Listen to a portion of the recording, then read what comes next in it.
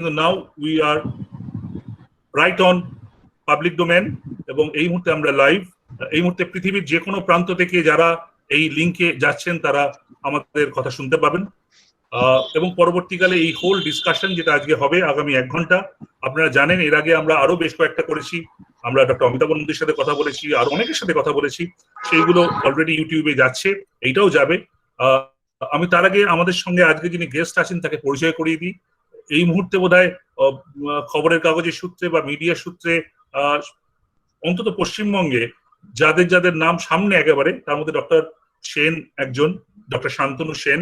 Doctor Shantanu Sen শুধুমাত্র একজন MP নন, MP তো বটেই, কিন্তু তার পাশাপাশি উনি প্রথিতযশা ডাক্তার।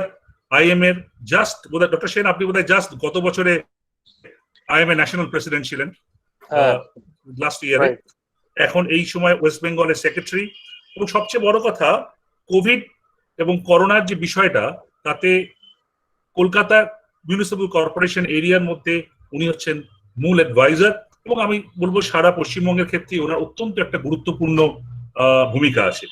সুতরাং ডক্টর সেন, থ্যাংক ইউ যে এই এই এই এই একটা খুব চাপের মধ্যে, আমি জানি কতটা আপনি হার্ড প্রেস ফর টাইম, আপনি যে আমাদের সময় দিয়েছেন, we can have a discussion, thank you for that. আমরা অনেকগুলো বিষয় নিয়ে আলোচনা করব। তার আগে আমি একটু আগে ফিগার গুলো দেখছিলাম কোথায় আমরা দাঁড়িয়ে আছি। এই মুহূর্তে যদি আমরা যে মুহূর্তে আমরা কথা বলছি, সেই মুহূর্তে ভারতবর্ষে টোটাল কেস 9,76,826। এই মুহূর্তে অ্যাক্টিভ কেস 3,34,965 এবং মারা গেছেন 25,020 জন। আমরা যদি পশ্চিমবঙ্গের দিকে তাকাই, পশ্চিমবঙ্গের অবস্থাটা হলো আজ অব্দি, মানে লাস্ট ফিগার যেটা পশ্চিমবঙ্গ সরকার আপডেট করেছেন সেই অনুযায়ী 34,427 জন কনফার্ম কোভিড কেস আমরা পেয়েছি। তার মধ্যে অ্যাক্টিভ মানে এখন অব্দি যারা কোভিডে আক্রান্ত রয়েছেন এরকম 12,747, রিকভার করেছেন 20,000-এর উপর, মারা গেছেন 1,000 জন। এবং যদি আমরা কলকাতার দিকে তাকাই, কলকাতাতে কিন্তু এই যে 12,747 জন এখন অব্দি করোনায় ভুগছেন পশ্চিমবঙ্গে, তার 3 ভাগের 1 ভাগ অর্থাৎ 4,304 জন কলকাতায়, এবং কলকাতার সংলগ্ন উত্তর 24 পরগনা, হাওড়া এবং সাউথ 24 পরগনা, এই সব মিলিয়ে প্রায় আরো 5,000 জন, অর্থাৎ 12,750 জনের মধ্যে কম বেশি 10,000 জনই হচ্ছে কলকাতা এবং আশেপাশে, যাকে আমরা বৃহত্তর কলকাতা বা কলকাতা মেট্রোপলিটন এরিয়া বলি, সেই অঞ্চলটার মধ্যে। মারা গেছে পশ্চিমবঙ্গে 1,000 জনই বলেছি, তার মধ্যে কলকাতাতেই মারা গেছে 525 জন, এবং যদি নর্থ 24 পরগনা, হাওড়া এবং সাউথ 24 পরগনা ধরি, তাহলে এই সংখ্যাটা প্রায় 800-র উপর ছাড়িয়ে যাচ্ছে। এই হলো গ্রাউন্ড রিয়েলিটি, এই হলো বর্তমানের পরিস্থিতি। ডক্টর সেন, যেখান থেকে আমি প্রথম শুরু করতে চাইছি, যে এই মুহূর্তে যারা আমরা এখানে আপনার সাথে কথা বলছি বা এরা বাইরে সারা পশ্চিমবঙ্গের মানুষ, এটা অসম্ভব, এরম পৃথিবী আমরা দেখিনি, এটা একটা অদ্ভুত পৃথিবী, আমরা এই পৃথিবী দেখিনি, এই পৃথিবী আমরা চিনি না। কিন্তু যেটা আমাদের সবচেয়ে ভয়ের কথা সেটা হচ্ছে যে এই যে কলকাতা এবং পশ্চিমবঙ্গের সামগ্রিক অবস্থাটা, আপনি যদি গোড়ায় একটু বলেন যে কি রকম জায়গায় আমরা এই মুহূর্তে কলকাতায় এবং পশ্চিমবঙ্গে দাঁড়িয়ে আছি। দেখুন, প্রথম কথা যদি বলতে হয় তাহলে you have to start from the beginning. আজকে যখন 30শে জানুয়ারি প্রথম কেরালায় COVID-19 কেস ডিটেক্টেড হয়, then it was only few hundreds in the world. সেই সময় আমরা প্রপার স্টেপগুলো টাইমলি নিতে পারিনি। আমরা সেই সময় যদি প্রপারলি ইন্টারন্যাশনাল ফ্লাইটগুলো ব্যান করতাম, আমরা যদি সেই সময় মাইগ্রেন্ট ওয়ার্কারদের প্রপারলি তাদের নিজেদের স্টেটে পাঠিয়ে প্রপার টাইমলি লকডাউনটা করতাম, আমরা যদি আমাদের কেন্দ্রীয় সরকার যদি 22শে মার্চ অব্দি, যেখানে 11th March WHO pandemic declare করে দিল, তারপরেও 22শে মার্চ অব্দি যদি সবকিছু এইভাবে খোলা না রাখতো, তাহলে আজকে ভারতবর্ষ এই অবস্থায় হতো না। যে ভারতবর্ষ আজকে ওয়ার্ল্ডে 3rd পজিশনে চলে গেছে করোনার নাম্বারের নিরিখে। এবং আজকের সকালের নিউজ পেপার যদি আপনি দেখে থাকেন, সেখানে দেখবেন যে 12ই জুলাই স্ট্যাটিস্টিক্সে বলছে যে পার্টিকুলার কয়েকটা ডাটায়, কোনো ডাটায় তারা ব্রাজিলের থেকে বেশি, কোনো ডাটায় ভারতবর্ষ ইভেন আমেরিকাকেও টপকে গেছে। 12ই জুলাইয়ের নাম্বার অফ ডেথ যদি দেখেন একটা সিঙ্গেল ডেতে আমেরিকাকেও ঠিক। টপকে গেছে। এটা কিন্তু অত্যন্ত দুর্ভাগ্যের, এটা হতো না। তা অন দ্য কন্ট্রারি ওয়েস্ট বেঙ্গলে 17ই মার্চ কিন্তু প্রথম কোভিড কেস ডিটেক্টেড হয়, এবং তারপরে যেভাবে মাইগ্রেন্ট ওয়ার্কারদের বিভিন্ন জায়গায় পাঠিয়ে দেওয়া হয়েছে, লকডাউনটা কখনো ডিক্লেয়ার করা হচ্ছে 4 ঘন্টার নোটিশে, কোনো প্রপার প্ল্যানিং নেই, কখনো ট্রেন চালিয়ে দেওয়ার কথা বলা হচ্ছে, এইভাবে যে টোটাল একটা মিক্সিং হয়েছে, তার পরিণতি কিন্তু তার খেসারত আজকে আমাদের এখানে দিতে হচ্ছে। আজকে রেদার আমি বলবো ওয়েস্ট বেঙ্গলে 17ই মার্চ অনেক দেরিতে কেস ডিটেক্টেড হওয়ার পরেও সেদিন কিন্তু আমাদের স্টেটে মাত্র 2টো টেস্টিং ল্যাবরেটরি ছিল, একটা স্কুল অফ ট্রপিক্যাল মেডিসিন, একটা নাইসেট। আপনারা জানেন যে কোভিড টেস্ট করতে গেলে অন্য যে কোনো ল্যাবরেটরিতে যেমন blood sugar, lipid profile, cholesterol টেস্টের মতো চালু করে দিলাম তা তো হয় না, আইসিএমআর এর পারমিশন লাগে। সেই আইসিএমআর এর পারমিশন নিয়ে আলটিমেটলি আজকে 2টো থেকে কিন্তু 52টা টেস্টিং সেন্টার হয়েছে, এবং আজকে প্রায় 11,500 করে পার ডে টেস্টিং হচ্ছে। এবং যত টেস্টিং হবে, পাশাপাশি যেহেতু আমরা জানি যে কোভিড এর একটা মেজর পোর্শন অ্যাসিম্পটোমেটিক পেশেন্ট, তারা টেস্ট করলে তাদেরও পজিটিভ বেরোচ্ছে। সুতরাং কেস কিন্তু বাড়ছে, কেস বাড়বে যত টেস্ট করবেন। এটা নিয়ে এই মুহূর্তে আমাদের কারোর হাতে কিছু করার নেই। এটা আটকানোর সময়টা পেরিয়ে গেছে, কেন্দ্রীয় সরকার যখন চাইলে আটকাতে পারতো, সেই সময় আমরা প্রপারলি আটকাইনি। কিন্তু ওয়েস্ট বেঙ্গলে আমি এখনো বলবো, in comparison to other states যারা প্রথম দিকে আছে, like Maharashtra, like Gujarat, like Delhi, like Rajasthan, like Madhya Pradesh, like Tamil Nadu, সেই জায়গার থেকে কিন্তু এখন ওয়েস্ট বেঙ্গল আমরা কম্পারেটিভলি বেটার জায়গাতে আছি। আর আপনি যদি ক্যালকাটার কথায় আসেন, একটা জিনিস মাথায় রাখতে হবে, Calcutta is the capital of West Bengal. সেখানে বিভিন্ন জায়গা থেকে লোক আসে তাদের রুজি রুটি রোজগারের জন্য, নাম্বার ওয়ান। নাম্বার টু, আমি কলকাতা কর্পোরেশনের ডে টু ডে অ্যাক্টিভিটিতে ইনভলভ থেকে আমি দেখতে পাচ্ছি অনেকে তাদের তাদের অ্যাকচুয়াল কর্মস্থান, তাদের বাসস্থান কিন্তু অন্য জায়গায়, কিন্তু যেহেতু তারা এখানে ভর্তি হচ্ছে বা এখানে টেস্ট করাচ্ছে বা তাদের লোকাল অ্যাড্রেসটা এখানে দিচ্ছে, ক্যালকাটার রেকর্ডে কিন্তু সেটা রিফ্লেক্টেড হচ্ছে।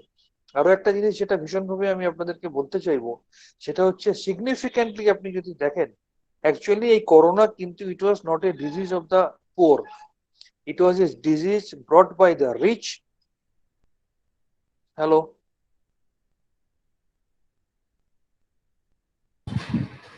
হ্যালো, শোনা যাচ্ছে? জয়ন্ত বাবুর কথা শুনতে পাচ্ছি না, উনি মিউট আছেন। কিন্তু উনি তো কিছু বলছেন মনে হচ্ছে। জয়ন্তবাবু, জয়ন্ত আপনি বাবু কিছু বলছেন কিন্তু ওনারটা শোনা যাচ্ছে না কিন্তু। জয়ন্তবাবু আপনি একটু আনমিউট করে নেন। হ্যালো,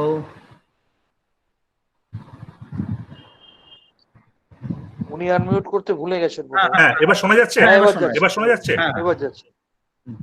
ওকে, ফাইন। আমি যেটা বলছিলাম যে আপনি যে ডেমোগ্রাফিক ডিভাইডের কথা বলছেন, অর্থাৎ কিনা rich disease versus poor man's disease, এইটা আলাদা একটা সম্পূর্ণ বড় আলোচনা, এবং এটা আমরা আসবো। কিন্তু আমি যে কথাটা আপনি একটু আগে বলছিলেন, কলকাতার কথা বলছিলেন, এবং কলকাতায় বাইরের মানুষ আসেন সারা পশ্চিমবঙ্গ থেকে, আমি সেই জায়গাটাতে একটু আসার চেষ্টা করছি। যে কলকাতায় তো আমরা জানি যে সারা পশ্চিমবঙ্গের সেরা ট্রিটমেন্ট কলকাতায় হয়। সারা পশ্চিমবঙ্গের মধ্যে বড় বড় হসপিটাল কলকাতাতেই রয়েছে, সেরা ডাক্তাররা কলকাতায় রয়েছে। সেই জায়গায় দাঁড়িয়ে আমরা যদি কম্পারেটিভ কোভিড এফেক্টেড ভিজাভি ডেথের প্রপোর্শনটা দেখি, why Kolkata is so higher up in the ladder? আমি সেই উত্তরটাই আপনাকে দিতে, হ্যাঁ, আমি আপনাকে সেই উত্তরটাই দিতে চাইছি। প্রথম কথা, কলকাতার আপনি যদি দেখেন, কলকাতার পপুলেশন ডেনসিটি একটা ফ্যাক্টর। কলকাতায় বিভিন্ন জায়গা থেকে মানুষ প্রত্যেক দিন বিভিন্ন কর্মসংস্থানের জন্য এখানে আসে। থার্ড, আমি আপনাকে যেটা বললাম, অনেকে পেরিফেরি থেকে এখানে এসেও তাদের অ্যাকচুয়াল অ্যাড্রেস অন্য জায়গার, কিন্তু তারা এখানে টেস্ট করাচ্ছে, এখানে ভর্তি হচ্ছে, লোকাল কোনো অ্যাড্রেস দিচ্ছে, সেটা কলকাতায় রিফ্লেক্টেড হচ্ছে। এটা কিন্তু সাংঘাতিক ভাবে প্রত্যেক দিনের ডাটা অ্যানালিসিস করতে গিয়ে আমরা দেখছি। পাশাপাশি এটা আপনাকে মাথায় রাখতে হবে যে কলকাতায় ইনিশিয়ালি কিন্তু শুরু হয়েছিল, আবার সেই কথাটা পরে এলো, কথাটার মধ্যে চলেই আসে। ইনিশিয়ালি শুরু হয়েছিল ফেব্রুয়ারি। It is a success of Calcutta municipal corporation, যে মাইক্রো সার্ভেলেন্সের মধ্যে দিয়ে আমরা স্লাম এরিয়ায় কলকাতায় কিন্তু টোটাল কেস লোডের সিগনিফিক্যান্ট আমরা ডিক্রিজ করাতে পেরেছি। টোটাল কেস লোডের 12 to 15% কিন্তু স্লাম এরিয়ায় হয়, এবং বাকিটা হচ্ছে stand alone building A. Yes, of the total case, only 12 to 15% of the total case load is from the urban slum area. Whereas বাকি যেটা রয়েছে 85% সেটা কিন্তু হচ্ছে স্ট্যান্ড অ্যালোন বিল্ডিং এ, ফ্ল্যাট বাড়িতে, হাউজিং কমপ্লেক্সে। তার একটা কারণ আছে, তারা নম্বর ওয়ান মাইক্রো সার্ভেলেন্স যে কলকাতা কর্পোরেশনের যে পারফরমেন্স, সেটাকে তারা প্রপারলি কোঅপারেট করছে না। তারা নিজেদের হিস্ট্রিটা ডিসক্লোজ করছে না। যখন হেলথ কেয়ার ওয়ার্কাররা যাচ্ছে তাদেরকে প্রপারলি কোঅপারেট করছে না। কোথাও একটা উদাসীনতা কাজ করছে, কোথাও একটা উন্নাসিকতা কাজ করছে, যার ফলে তারা অনেক লেট ডিটেক্টেড হচ্ছে। এই সমস্ত ফ্যাক্টর গুলো কিন্তু কাজ করছে। আজকে স্লাম এরিয়া যেভাবে মাইক্রো সার্ভেলেন্স আমাদের সিস্টেমটা সাকসেসফুল হয়েছে, তার একটা বার্নিং এক্সাম্পল বেলগাছিয়া বস্তি, যেখানকার ইনসিডেন্টালি আমি কাউন্সিলর। সেখানে যখন প্রথম কেস ডিটেক্টেড হয়, সেখানে একটা হিউম্যান ক্রাই তৈরি হয়েছিল এবং ওখানে 1000 কেস হয়ে যাওয়াটা কোনো ব্যাপার ছিল না। কিন্তু তারা এত স্ট্রিক্টলি আমাদের ইনস্ট্রাকশন ফলো করেছে, তারা এত স্ট্রিক্টলি কোঅপারেট করেছে, আজকে আলটিমেটলি কিন্তু সেখানে মাত্র 14টা কেসে আমরা থেমে থাকতে পেরেছি। এবং আগামী দিনে যদি এই মাইক্রো সার্ভেলেন্সে আমাদের স্ট্যান্ড অ্যালোন বিল্ডিং বা ফ্ল্যাট বাড়ির মানুষেরা প্রপারলি কোঅপারেট করেন, তাহলে কিন্তু দায়িত্ব নিয়ে বলা যায় এই কলকাতাতে আলটিমেটলি কেস লোড কমবে। এবং আমাদের যেটা মেন কনসার্ন, আগামী দিনে আমার মনে হয় কেস নাম্বার অফ কেস কমার থেকেও আমাদের মর্টালিটি রেট অর্থাৎ ডেথ রেটটা কমানোটা আমাদের প্রাইমারি টার্গেট হওয়া উচিত। সেক্ষেত্রে early detection is the most important factor. Early detection is the most important factor. এবং আর্লি ডিটেকশন তখনই হবে যখন সেই মানুষটা তার হিস্ট্রিকে ডিসক্লোজ করবে। যত আর্লি ডিটেকশন হবে তাতে নাম্বার অফ কেস বাড়লেও মর্টালিটি কিন্তু কমবে। এবং মর্টালিটি যত কমবে তত মানুষের মধ্যে কিন্তু আলটিমেটলি কনফিডেন্স বিল্ড আপ করবে। আজও আপনার আমার যে কোভিড নিয়ে ভয়, তার মেন কারণটা কিন্তু মৃত্যু ভয়কে কেন্দ্র করে। যখন মৃত্যু ভয়টা কমে যাবে, তখন এটা কিন্তু আর 5টা ভাইরাল ইনফ্লুয়েঞ্জার মতোই আমাদের কাছে হয়ে যাবে।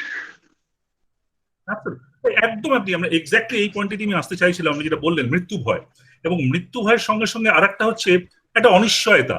আমার যদি কোভিড ধরা পড়ে আমি কোথায় যাব, হাসপাতালে যাব, হাসপাতালে আদৌ বেড পাবো কিনা, আমার কি ট্রিটমেন্ট হবে, উই হ্যাভ নো ক্লু। এইখানে দাঁড়িয়ে আমি একটু আপনাকে জিজ্ঞাসা করি, I was looking at the government of West Bengal figure admission. আমরা গত কয়েকদিন খবরের কাগজে দেখেছি, আমরা লিখেছি যে কয়েকটা ইনসিডেন্স হয়েছে যেখানে মানে একাধিক মানুষ তারা বিভিন্ন হাসপাতালে ঘুরেছেন, তারা অ্যাডমিশন নিতে পারেননি, মারা গেছেন।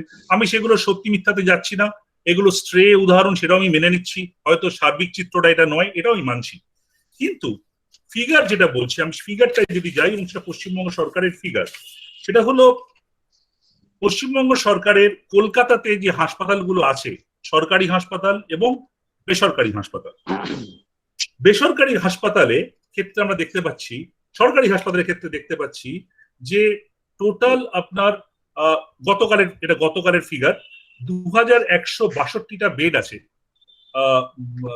এটা হচ্ছে বেড অ্যাভেলেবিলিটির কথা বলছি। 2162টা বেড আছে কলকাতাতে, তার মধ্যে 533টা ভ্যাকান্ট, অর্থাৎ রাউন্ড অ্যাবাউট 25% ভ্যাকেন্সি রয়েছে। সেখানে আপনি যদি এতে যান, আপনি যদি প্রাইভেট হসপিটালে যান, প্রাইভেট হসপিটালে টোটাল বেড আছে 1417, যার ভ্যাকেন্সি 159, অর্থাৎ 11%। আমার প্রশ্ন হলো যে সরকারি হাসপাতালে, আমি একদম আপনাকে হাসপাতাল ধরে ধরে বলতে পারি, বাঙুর হাসপাতালে 16 তারিখ, মানে আজকে যে মুহূর্তে আমরা কথা বলছি, 670টা বেডের মধ্যে 297টা বেড ভ্যাকান্ট রয়েছে। 400টা বেড, 128টা ভ্যাকান্ট রয়েছে। কলকাতা মেডিকেল কলেজে 600টা বেডের মধ্যে 73টা বেড ভ্যাকান্ট রয়েছে। পাশাপাশি প্রাইভেট হাসপাতাল যদি আমরা দেখি, দেখুন আপনি আমরি ঢাকুরিয়া একটাও ফাঁকা নেই, আমরি মুকুন্দপুর একটাও ফাঁকা নেই, অ্যাপোলো বেলেগলস একটাও ফাঁকা নেই। আমার কথা হচ্ছে এই ডিসপ্যারিটি কেন? আমরা কেন সরকারি হাসপাতালে এত বেড ফাঁকা, প্রাইভেট হাসপাতালে নেই, মানুষ দৌড়ে যাচ্ছেন, তারা জায়গা পাচ্ছেন না, এটা কি করে সমাধান করা যায়? এইটা আমি আপনাকে ক্লিয়ার করে দিচ্ছি। এখানে একটুখানি ইলেবোরেটলি বলার প্রয়োজন আছে। আমাদের বর্তমান, আপনি যে কাগজটা দেখে বলছেন তার কপি আমার কাছেও আছে। আমাদের বর্তমানে ওয়েস্ট বেঙ্গলের টোটাল কোভিড হসপিটাল আছে 80টা, গভর্নমেন্ট এবং প্রাইভেট মিলিয়ে। এবং তার মধ্যে টোটাল আমাদের বেড আছে, আমি আপনাকে গতকালের ডেটা যদি বলি, 10,832টা, প্রায় 11,000। আপনি কলকাতা স্ট্যাটিস্টিক্স যেটা বলছেন, প্রবলেমটা অন্য জায়গায়। এই যে ভ্যাকেন্সিটা বলছেন, এটা কিন্তু আপনি ডিভাইড করে বলছেন না। একটা মেল পেশেন্টকে কিন্তু একটা ফিমেল ভ্যাকেন্ট বেডে আপনি ভর্তি করতে পারবেন। একটা নর্মাল ফিমেল পেশেন্টকে একটা যে প্রেগনেন্সির জন্য রিজার্ভ করে রাখা সেটা ভ্যাকেন্ট বেডকে আপনি কিন্তু ভর্তি করতে পারবেন না। আপনি যখন টোটাল সামেশন করছেন তখন কিন্তু সবকটা বেড যোগ করে বলছেন। কিন্তু আজকে একটা মেল পেশেন্ট একটা হসপিটালে গেছে, দেখা যাচ্ছে সেখানে 10টা বেড খালি আছে, কিন্তু 10টাই ফিমেল ওয়ার্ডে খালি আছে। সেক্ষেত্রে কিন্তু মেল পেশেন্ট অ্যাডমিটেড হতে পারছে না। বা একটা প্রেগনেন্ট লেডি একটা কোভিড ওয়ার্ডে কোভিড হসপিটালে গেছে, সেখানে হয়তো 20টা বেড খালি আছে, কিন্তু 20টাই দেখা যাচ্ছে সেখানে মেল ওয়ার্ডে। সেখানে কিন্তু সে প্রেগনেন্ট কোভিড পেশেন্ট, সে কিন্তু ভর্তি হতে পারছে না। এই জায়গাটা ডিসপ্যারিটিটা হচ্ছে। থার্ড পয়েন্ট হচ্ছে আমাদের কলকাতা শহরে যে প্রাইভেট হসপিটাল গুলো আছে, আমার পার্সোনাল ওপিনিয়ন, এই প্যান্ডেমিক সিচুয়েশনে গভর্নমেন্ট যখন 0 থেকে শুরু করে এই জায়গায় পৌঁছেছে, তখন প্রাইভেট হসপিটাল গুলোতে আরো বেশি করে কোভিড হসপিটালের জন্য, কোভিড পেশেন্ট অ্যাডমিট করার জন্য আরো বেশি বেড তাদেরকে কিন্তু অ্যাকোমোডেট করা উচিত কোভিড পেশেন্টকে। কারণ তারা তো ফ্রি অফ কস্ট ট্রিটমেন্ট করছে না। গভর্নমেন্ট তাদেরকে একটা এক্সরবিটেন্ট বিলিং যাতে না করে তার জন্য গভর্নমেন্টের একটা অ্যাডভাইজারি আছে, but it is not absolutely free of cost. They are charging for treating Covid patient. আমার সাজেশন হচ্ছে অ্যাট দ্য সেম টাইম আজকে কলকাতা পৌরসভা এবং আমাদের রাজ্য সরকার যে সেফ হোমের কনসেপশন তৈরি করেছে আজকে, যেটা অভিনব, যেটা আগে আমাদের এখানে ছিল না। এবং আমি আপনাকে নিজে বলছি, আনন্দপুরে ফোর্টিস হসপিটালের পাশে যে সেফ হোম হয়েছে, যেটা 3 দিন আগে আমরা ভিজিট করে চালু করার কথা বলেছি, আমাদের বোর্ড অফ অ্যাডমিনিস্ট্রেশন চেয়ারম্যান তিনি ছিলেন, সেখানে 400 ইমিডিয়েটলি এবং আগামী দিনে 600, মানে আরো প্রায় 1000 ওইখানে আমাদের হবে। বাল্টিকুড়িতে আমাদের সেখানে সেফ হোম তৈরি হচ্ছে। আপনি জেনে খুশি হবেন। কনসেপ্টটা যদি বলে দেন, স্টে হোমের কনসেপ্ট একটু বলে দেন, তাহলে সবাই বুঝতে পারবে। স্টে হোমের কনসেপ্টটা হচ্ছে, আপনি জানেন যে প্রয়োজনের সাথে সাথে অ্যাডভাইজারি পাল্টাচ্ছে। WHO বলুন বা ICMR বলুন, আগে যেমন গাইডলাইন ছিল যে কোভিড পজিটিভ হলেই তাকে কম্পালসারি হসপিটালে ভর্তি হতে হবে, কিন্তু এটা করতে গিয়ে দেখা যাচ্ছে এত বেশি কেস হচ্ছে, ভারতবর্ষের কোনো রাজ্যের পক্ষে এটা সম্ভব না সমস্ত পজিটিভ কোভিড পেশেন্টকে কম্পালসারি হসপিটাল অ্যাডমিশন করা। সেই জন্য গাইডলাইন চেঞ্জ করে বলা হয়েছে যে যাদের বাড়িতে separate toilet, separate room, separate water source আছে, যারা আলাদা করে থাকতে পারবে এবং তাদের ইন্ডিভিজুয়াল কেয়ার গিভার তাদের থাকবে, তারা যদি কোভিড পজিটিভ হয় এবং তারা যদি মাইল্ড সিমটোমেটিক অথবা আসিমটোমেটিক হয়, তাহলে তারা বাড়িতে থেকে ট্রিটমেন্ট করবে। ওয়ারাস স্লাম এরিয়ায় বা যেখানে একটা কমন ওয়াটার সোর্স বা কমন টয়লেট থেকে অনেক লোক ইউজ করে, সেই জায়গায় তারা কিন্তু সেপারেট থাকতে পারবে না, তাদের হোম আইসোলেশন করা সম্ভব না, তাদেরকে হসপিটালে ভর্তি করতে হবে। কিন্তু তারা যেহেতু মাইল্ড সিমটোমেটিক বা আসিমটোমেটিক, তাদেরকে যদি নর্মাল কোভিড হসপিটাল গুলোয় ভর্তি করে দিয়ে একটা বেড অকুপাইড থাকবে। এই ধরনের পেশেন্ট গুলোকে কোথায় রাখা হবে? এই ধরনের পেশেন্ট গুলোকে যেখানে রাখা হবে সেটাকে বলা হচ্ছে সেফ হোম। আপনি জেনে খুশি হবেন যে আমাদের আজকে, আমি নিজে আরামের ডেন্টাল কলেজে গিয়েছিলাম এবং সেখানে তারা নিজেরা ভলেন্টিয়ার করে প্রায় 300 বেডের একটা প্রভিশন দিয়েছে সেখানে সেফ হোম করার, এবং তারা ভলেন্টিয়ার করে তারা সেটা হেলথ সেক্রেটারিকে চিঠি পর্যন্ত দিয়েছে। এবং এই সেফ হোম যত বেশি বাড়বে তত মাইল্ড এবং অ্যাসিমটোমেটিক পেশেন্ট গুলোকে সেখানে আমরা অ্যাকোমোডেট করতে পারবো। আর একটা প্রবলেম কোথায় হচ্ছে, বেড ক্রাঞ্চ কেন হচ্ছে এটা আপনাদের বুঝতে হবে। এই গাইডলাইনটা আমরা জানি, কিন্তু আমরা জ্ঞান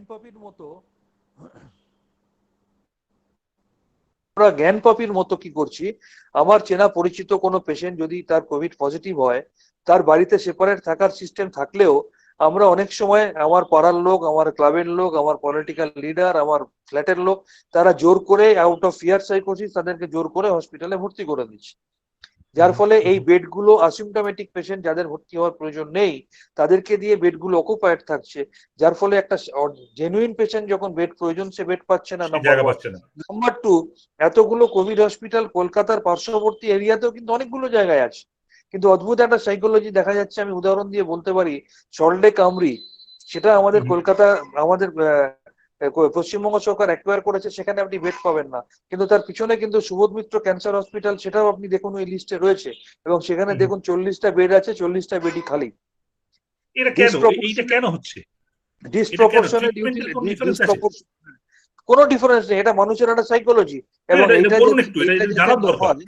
এবং এটা যাতে না হয় সেই জন্যই মাননীয় মুখ্যমন্ত্রী গতকাল, আপনি শুনবেন যে সেটা প্রেস কনফারেন্স করে তিনি বলেছেন যে এবার থেকে স্বাস্থ্য দপ্তর কন্ট্রোল করবে কোন পেশেন্ট কোথায় যাবে, যাতে মিস ইউজ অফ বেড না হয় এবং এই ডিসপ্রপোর্শনের ডিস্ট্রিবিউশন অফ পেশেন্ট যাতে না হয়। একটা সেন্ট্রাল মনিটরিং জায়গা থাকবে যেখানে পেশেন্ট জানবে যে আমার এই হয়েছে, আমার এই সিমটম, আমি এখানে থাকি, আমি কোন হসপিটালে যাব। তা না হলে সব পেশেন্ট একটা জায়গায় চলে যাচ্ছে। আজকে 80টা হসপিটালের মধ্যে আপনি দেখবেন কতগুলো জায়গায় যেখানে অকুপেন্সি রেট হচ্ছে 10%, 20%, আবার কতগুলো জায়গা আছে যেখানে মানুষ বেড পাচ্ছে না।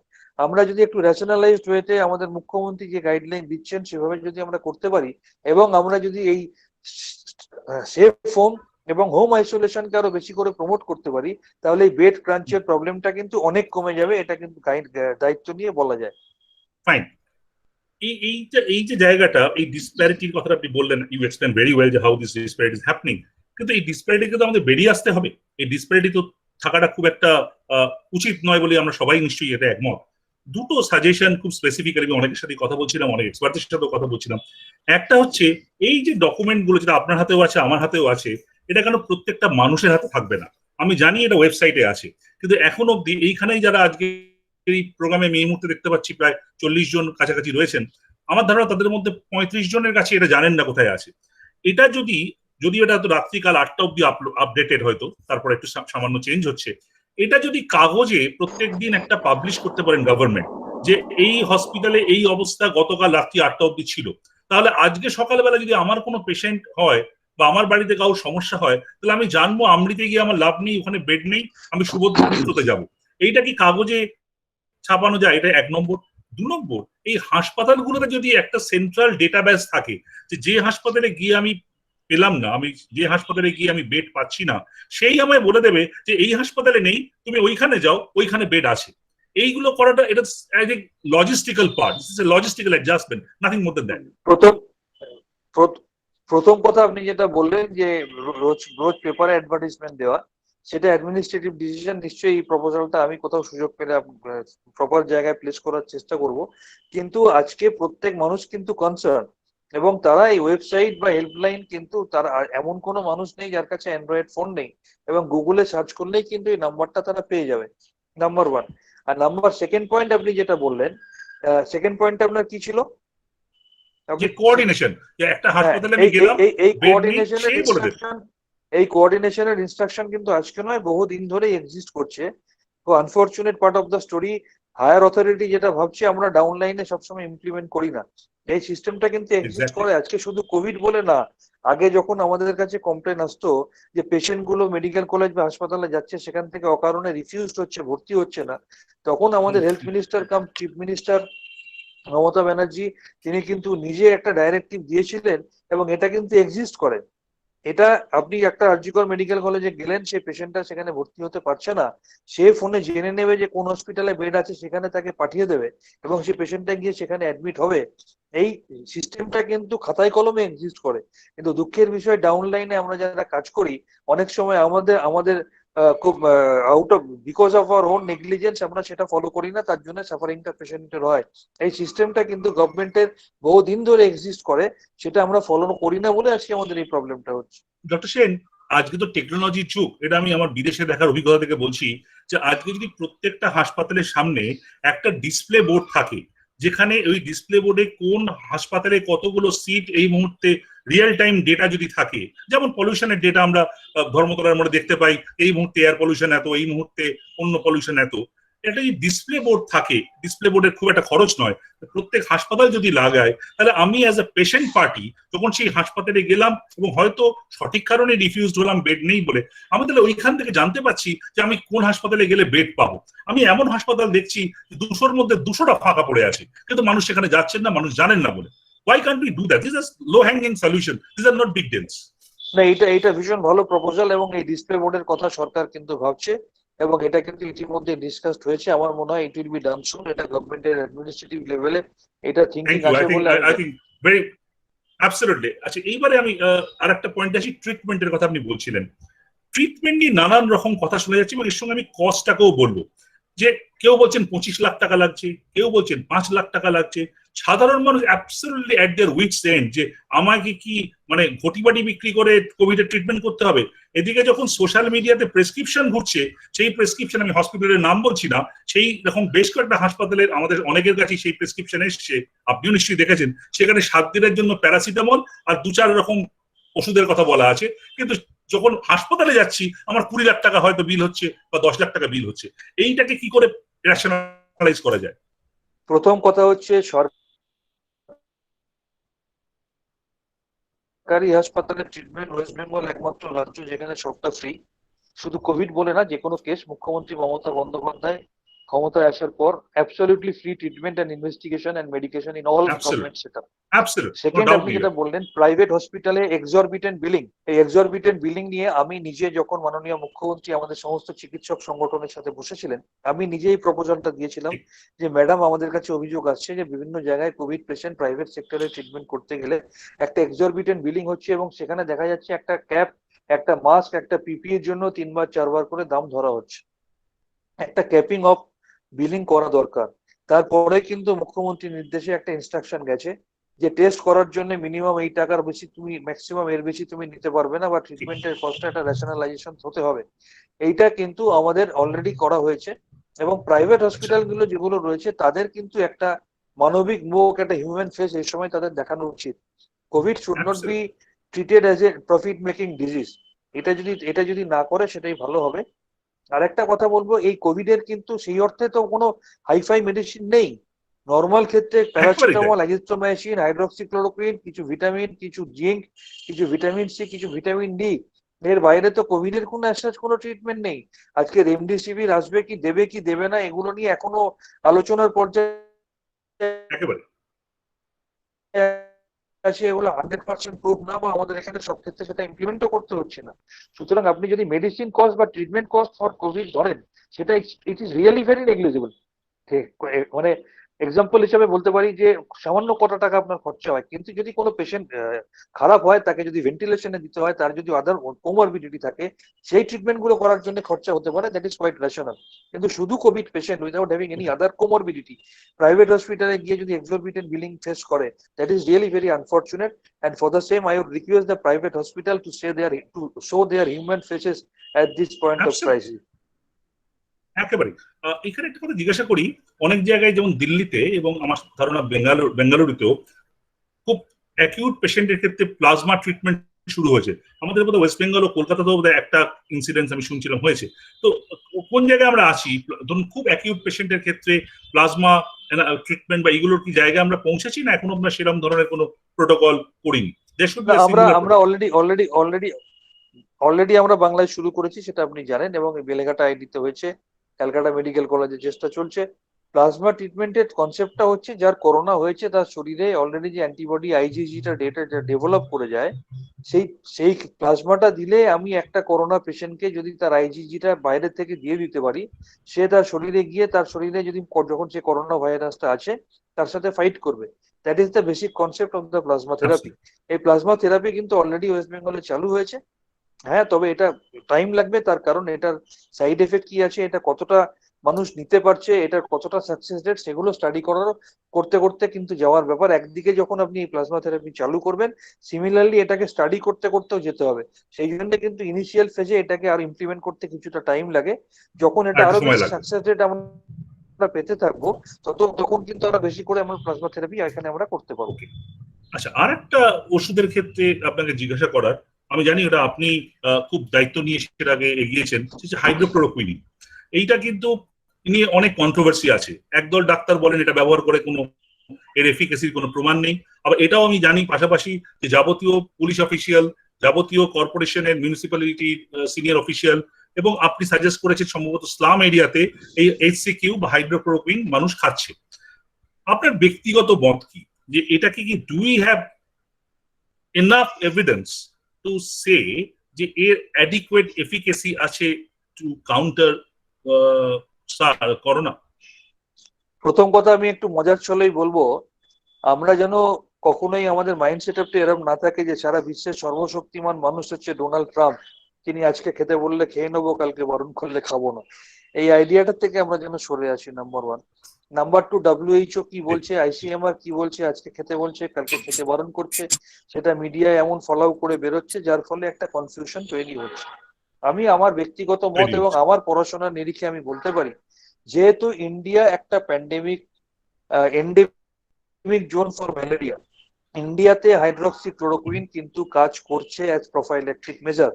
এবং আমি নিজে আমার রিয়েল টাইম এক্সপিরিয়েন্সে, আমার নিজের এক্সপিরিয়েন্স দিয়ে আমি বলতে পারি, আমার এখানে বেলগাছিয়া বস্তি বা কলকাতা পৌরসভা স্লাম এরিয়ায় যেখানে ফ্রন্টলাইন হেলথ কেয়ার ওয়ার্কাররা কাজ করতে যাচ্ছেন, বা যেখানে কোভিড সাসপেক্টেড কোভিড কন্ট্যাক্টের পেশেন্ট গুলো রয়েছে, যারা অ্যাক্টিভ কন্ট্যাক্টেড ছিল, তাদের মধ্যে আমরা হাইড্রক্সিক্লোরোকুইন যাদেরকে খাইয়েছি, টাচউড এখনো অব্দি তাদের মধ্যে থেকে কিন্তু কোভিড কেস আসার সংখ্যা প্রায় নেগলিজেবল বা প্রায় নেই, যেটা কিন্তু প্রমাণ করে যে হাইড্রোক্সিক্লোরোকুইন প্রোফাইল্যাক্টিক ডোজ হিসেবে কাজ করছে, provided they don't have any contraindication like তাদের 15 বছরের উপরের বয়স, তারা 65 বা 70-এর নিচে তাদের বয়স, তাদের কোনো সিভিয়ার কার্ডিয়াক প্রবলেম নেই, তার কারণ হাইড্রোক্সিক্লোরোকুইন অনেক সময় কার্ডিয়াক অ্যারিথমিয়া করতে পারে, তাদের কোনো রেটিনার প্রবলেম নেই, কারণ হাইড্রোক্সিক্লোরোকুইন রেটিনার প্রবলেম করতে পারে, তারা প্রেগনেন্ট ওমেন নন, তাদের এপিলেপসি জাতীয় কোনো অসুখ নেই, তাদের কোনো কনভালশন হিস্ট্রি নেই। এইগুলো যদি আমরা দেখে নিয়ে হাইড্রোক্সিক্লোরোকুইন যেখানে যেখানে দেওয়া হয়েছে, আমার পার্সোনাল এক্সপিরিয়েন্স কিন্তু বলে যে এই কোভিড-19 সিচুয়েশনে অ্যাটলিস্ট ইন্ডিয়াতে এই হাইড্রোক্সিক্লোরোকুইন প্রোফাইল্যাক্টিক ডোজ মেডিসিন হিসেবে কাজ করছে। শুধু বোধহয় চুলটা একটু পড়ে যাবে, শুধু বোধহয় মাথার চুলটা একটু কমে যাবে। করোনার চিন্তায় তো আরো বেশি চুল পড়ে যাচ্ছে। ঠিক কথা। আমি বলি এই যে হাইড্রোক্লোরোকুইনের যেটা কথা আপনি বললেন, এটা ডোজটা কি হওয়া উচিত? এটা কি ডাক্তারের সাথে পরামর্শ করে খাওয়া উচিত না নাকি? না, এটা তো আইসিএমআর এর স্ট্রিক্ট গাইডলাইন আছে। হাইড্রোক্সিক্লোরোকুইন যারা খাবে, তারা প্রথম যেদিন শুরু করবে, তারা ফার্স্ট ডে 2টো ডোজ খাবে, 400 400 800 হাইড্রোক্সিক্লোরোকুইন। তারপর প্রত্যেক সপ্তাহে 400 করে খাবে। ইনিশিয়ালি যেটা বলা হয়েছিল যে যারা ডাইরেক্ট কন্ট্যাক্টে থাকবে তারা 7 সপ্তাহ খাবে, যারা ইনডাইরেক্ট কন্ট্যাক্টে থাকবে তারা 3 সপ্তাহ খাবে। পরবর্তী ক্ষেত্রে আইসিএমআর এর গাইডলাইনটা চেঞ্জ হয়েছে, তার কারণ সেই সময় ভাবা হয়েছিল 6 থেকে 7 সপ্তাহের মধ্যে বোধহয় করোনার গ্রাফটা নিচের দিকে নামতে শুরু করবে, কিন্তু যেহেতু গ্রাফটা পরবর্তী ক্ষেত্রে দেখা যাচ্ছে যে এখনো ঊর্ধ্বমুখী আছে, তাই আইসিএমআর এর গাইডলাইনটা চেঞ্জ করে বলেছে যে আপাতত এটা খেতে হবে, 7 সপ্তাহ নয়, দরকার হলে 9 সপ্তাহ 10 সপ্তাহ 12 সপ্তাহ খেতে হবে, প্রত্যেক সপ্তাহে 400 করে, প্রত্যেক সপ্তাহে 400 ট্যাবলেট একটা করে বা 200 ট্যাবলেট দুটো করে, 400 মিলিগ্রাম পার উইক। আচ্ছা, আর একটা কথা বলুন, আমাদের এখানে যারা আছি কলকাতার মানুষ অনেকেই ম্যালেরিয়া হয়েছে, আমাদের অভিজ্ঞতা আছে। হাইড্রোক্লোরোকুইন আর যেটা ম্যালেরিয়া আমরা যে ক্লোরোকুইন খাই, এটা কি এক, মানে এর কি কোনো ফান্ডামেন্টাল ডিফারেন্স আছে? এটা ক্লোরোকুইনের ডেরিভেটিভ, এটা ক্লোরোকুইনের ডেরিভেটিভ, এটা ক্লোরোকুইনের ডেরিভেটিভ। শুধু ম্যালেরিয়া কেন, যাদের সিভিয়ার আর্থ্রাইটিসের প্রবলেম থাকে অনেক সময় তাদের লাইফ লং হাইড্রোক্সিক্লোরোকুইন খেয়ে যেতে হয়। ওকে ওকে ওকে, থ্যাংক ইউ। এটা আমার খুব ইম্পর্টেন্ট একটা ইনপুট আমার কাছে ছিল। আমি আর একটা কথায় আসছি, আপনি কথার প্রসঙ্গ তুলেছেন হোম কোয়ারেন্টাইন, অর্থাৎ যাদের বাড়িতে ধরুন এনাফ স্পেস আছে, অ্যাটাচড বাথ আছে, একটা আলাদা ঘর আছে, তারা যদি মানে আসিমটোম্যাটিক হন বা মাইল্ডলি সিমটোম্যাটিক হন, যেটা আপনি একটু আগে বললেন, they are suppose to stay back in their house. এখানে দুটো প্রশ্ন আসছে, এবং আমি দেখতে পাচ্ছি অনেক প্রাইভেট হসপিটাল এখন কিন্তু প্যাকেজ চালু করেছে, 5,000 টাকা 8,000 টাকা 9,000 টাকার প্যাকেজ। তারা দুবার দিনে ফোন করবেন, তারা একটা হয়তো পালস অক্সিমিটার দিয়ে যাবেন, লাইকওয়াইজ দ্যাটস ফাইন, খুব ভালো। তো আমার প্রশ্ন হচ্ছে যে একটা মানুষ তিনি বাড়িতে রয়েছেন আসিমটোম্যাটিক, হঠাৎ করে তার এরকম কি হতে পারে, হঠাৎ করে তার ডিটেরিয়েট করলেন? আমরা একটু কয়েকদিন আগে চন্দননগরের ওই যে অফিসিয়ালের কথা দেখেছি, যে হঠাৎ করে ডিটেরিয়েট করেছেন এবং অক্সিজেন কমে গেছে, সেক্ষেত্রে তাকে তার অ্যাডমিশন কোথায় করাবো? তখন তার বাড়ির লোকের মধ্যে একটা অদ্ভুত প্যানিক তৈরি হয়। তাহলে কি এই যে হোম কোয়ারেন্টাইনের সঙ্গে ইফ রিকোয়ার্ড হসপিটাল অ্যাডমিশনটা যদি ইন্টিগ্রেট না করা যায়, তাহলে কিন্তু একটা সমস্যার জায়গা তৈরি হচ্ছে। আমি এইটা বলছি তার আগে একটু আপনাকে মনে করিয়ে দিই, আমার এই পুরো ডিসকাশনের মধ্যে কিন্তু স্টিগমাটাইজেশনের ব্যাপারে একটু আমি বলবো, সেটা আমাকে অ্যালাউ করবে। অবশ্যই অবশ্যই, হোম কোয়ারেন্টাইন এবং হোম আইসোলেশন দুটো কিন্তু আলাদা। হোম আইসোলেশন হচ্ছে যারা কোভিড পজিটিভ পেশেন্ট, যাদের মাইল্ড সিমটম আছে অথবা সিমটম নেই, যাদের বাড়িতে আলাদা করে থাকার সুবিধা আছে, তাদের বাড়িতে থেকে ট্রিটমেন্ট করা, that is called home isolation. সেক্ষেত্রে তাকে ডিক্লারেশন দিতে হবে যে তার একজন কেয়ার গিভার থাকবে এবং একজন ডাক্তারবাবু লিখে দেবে যে আমি একে ফলো আপ করবো। আর হোম কোয়ারেন্টাইন হচ্ছে সেই পেশেন্টের বাড়ির লোকেরা, তার বাড়ির লোকেরা বা তারা কন্ট্যাক্টে যারা এসছে, তাদের বাড়িতে থাকার মতো সুবিধা আছে, তারা বাড়ি থেকে বেরোবে না, না বেরোলেও চলবে, সেপারেট রুম আছে, সেপারেট টয়লেট আছে, তারা 14 দিন হোম কোয়ারেন্টাইনে থাকবে। সো হোম আইসোলেশন আর হোম কোয়ারেন্টাইন দুটো কিছু কিন্তু আলাদা। থার্ড যেটা আপনি বললেন, এটা কিন্তু এটাকে বলে হ্যাপি হাইপক্সিয়া। হ্যাপি হাইপক্সিয়াটা হচ্ছে যে আপনি মনে করছেন অ্যাপারেন্টলি আপনি খুব ভালো আছেন, ভেতরে ভেতরে হঠাৎ করে আপনার হাইপক্সিয়া হচ্ছে, যেটা আপনি বুঝতে আপনার দেরি হয়ে যাচ্ছে। এটা হ্যাপি হাইপক্সিয়াটা আটকানোর জন্য এই যে পালস অক্সিমিটার, একটা খুব ছোট্ট সামান্য জিনিস, আগামী দিনে, আজকের দিনে যেমন লোকের বাড়িতে থার্মোমিটার থাকে, প্রত্যেকের বাড়িতে থাকে, আজকে অনেকে যারা ডায়াবেটিক পেশেন্ট আর দেখবেন তারা অনেকে ওই আমাদের রাকুচেকের বা অন্য যে কোনো কোম্পানির তারা ওই স্ট্রিপ গুলো কিনে রাখে। ঠিক তেমনি এটা আগামী দিনে আমাদের হ্যাবিট হয়ে যাবে। দেখবেন এই পালস অক্সিমিটারও লোকে প্রত্যেকে ঘরে ঘরে কিনে কিনে রাখবে, কেন it is the need of the hour. যেমন আপনি একটা সুন্দর জামা পরেছেন, আমি দেখতে পাচ্ছি খুব সুন্দর লাগছে, তার সাথে আপনি যখন বাইরে বেরোবেন আপনি এর সাথে হয়তো আগামী দিনে ম্যাচ করে এই হালকা গ্রিনের শার্টের সাথে একটা হালকা গ্রিন মাস্ক পরবেন, it will become a part and parcel of your life. ঠিক তেমনি বাড়িতে যারা হাইপারটেনসিভ তারা যেমন দীর্ঘদিন ধরে সরবিট লেখে, এটা তাদের একটা প্র্যাকটিস। যারা ডায়াবেটিক পেশেন্ট তারা যেমন ইনসুলিনটা ফ্রিজের ভিতর ঢুকিয়ে রাখে, এটা একটা প্র্যাকটিস, বা তারা গ্লুকোজ স্ট্রিপ গুলো কিনে রাখে।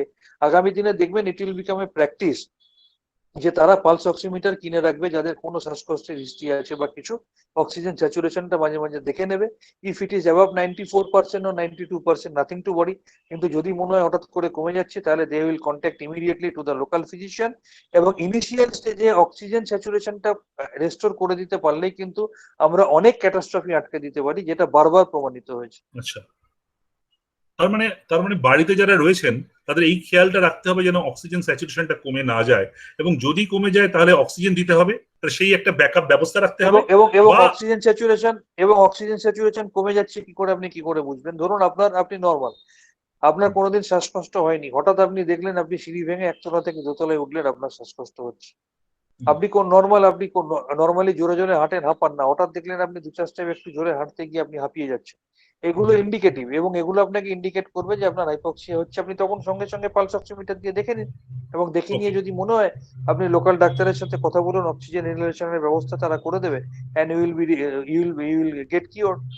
অ্যাবসলিউটলি। আমি শুধু এখানে একটা জিনিস ছোট্ট জিজ্ঞেস করে পরের প্রশ্নে যাব, সেটা হচ্ছে এই যে ধরুন প্রাইভেট হসপিটালস গুলো এখন হোম মানে যারা হয়েছে তাদের জন্য একটা ব্যবস্থা করছে, একটা প্যাকেজ দিচ্ছে বিভিন্ন রকম, তার মধ্যে পালস অক্সিমিটার রয়েছে, তারা কি এই দায়িত্বটা নিচ্ছে যে ধরুন যদি হঠাৎ করে একটা পেশেন্ট ডিটেরিওরেট করে তারা তাদেরকে অ্যাডমিশনের বন্দোবস্ত করবে? কারণ উইদাউট দ্যাট দিস ইন্টিগ্রেশন এটা বোধহয় একটু ডিফিকাল্ট হয়ে যাবে। আসলে সমস্যাটা কি হয়, এটা দুনিয়ার নিয়ম। একটা কথা আছে, ছোটবেলায় আমরা ভাব সম্প্রসারণ করতাম, কারোর পৌষ মাস কারোর সর্বনাশ। হ্যাঁ। সুতরাং এই ধরনের যখন সিচুয়েশন হয়, তখন কিছু মানুষ, কিছু সংস্থা সেগুলোকে বিজনেস ওরিয়েন্টেড মেন্টালিটি নিয়ে দেখে। আজকে আমি সবাই এটা করছে বলবো না, কিন্তু আমি অনুরোধ করবো যে যারা এই প্যাকেজ করছেন তাদের কিন্তু এটা নৈতিক দায়িত্বের মধ্যে পড়ে, এই প্যাকেজের টাকা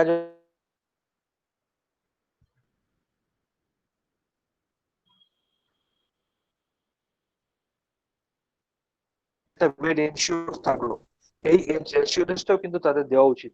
এটা আমি মনে করি যে হিউম্যানিটেরিয়ান গ্রাউন্ডে, মরাল গ্রাউন্ডে, এথিক্যাল গ্রাউন্ডে তাদের সেটা প্রোভাইড করা উচিত।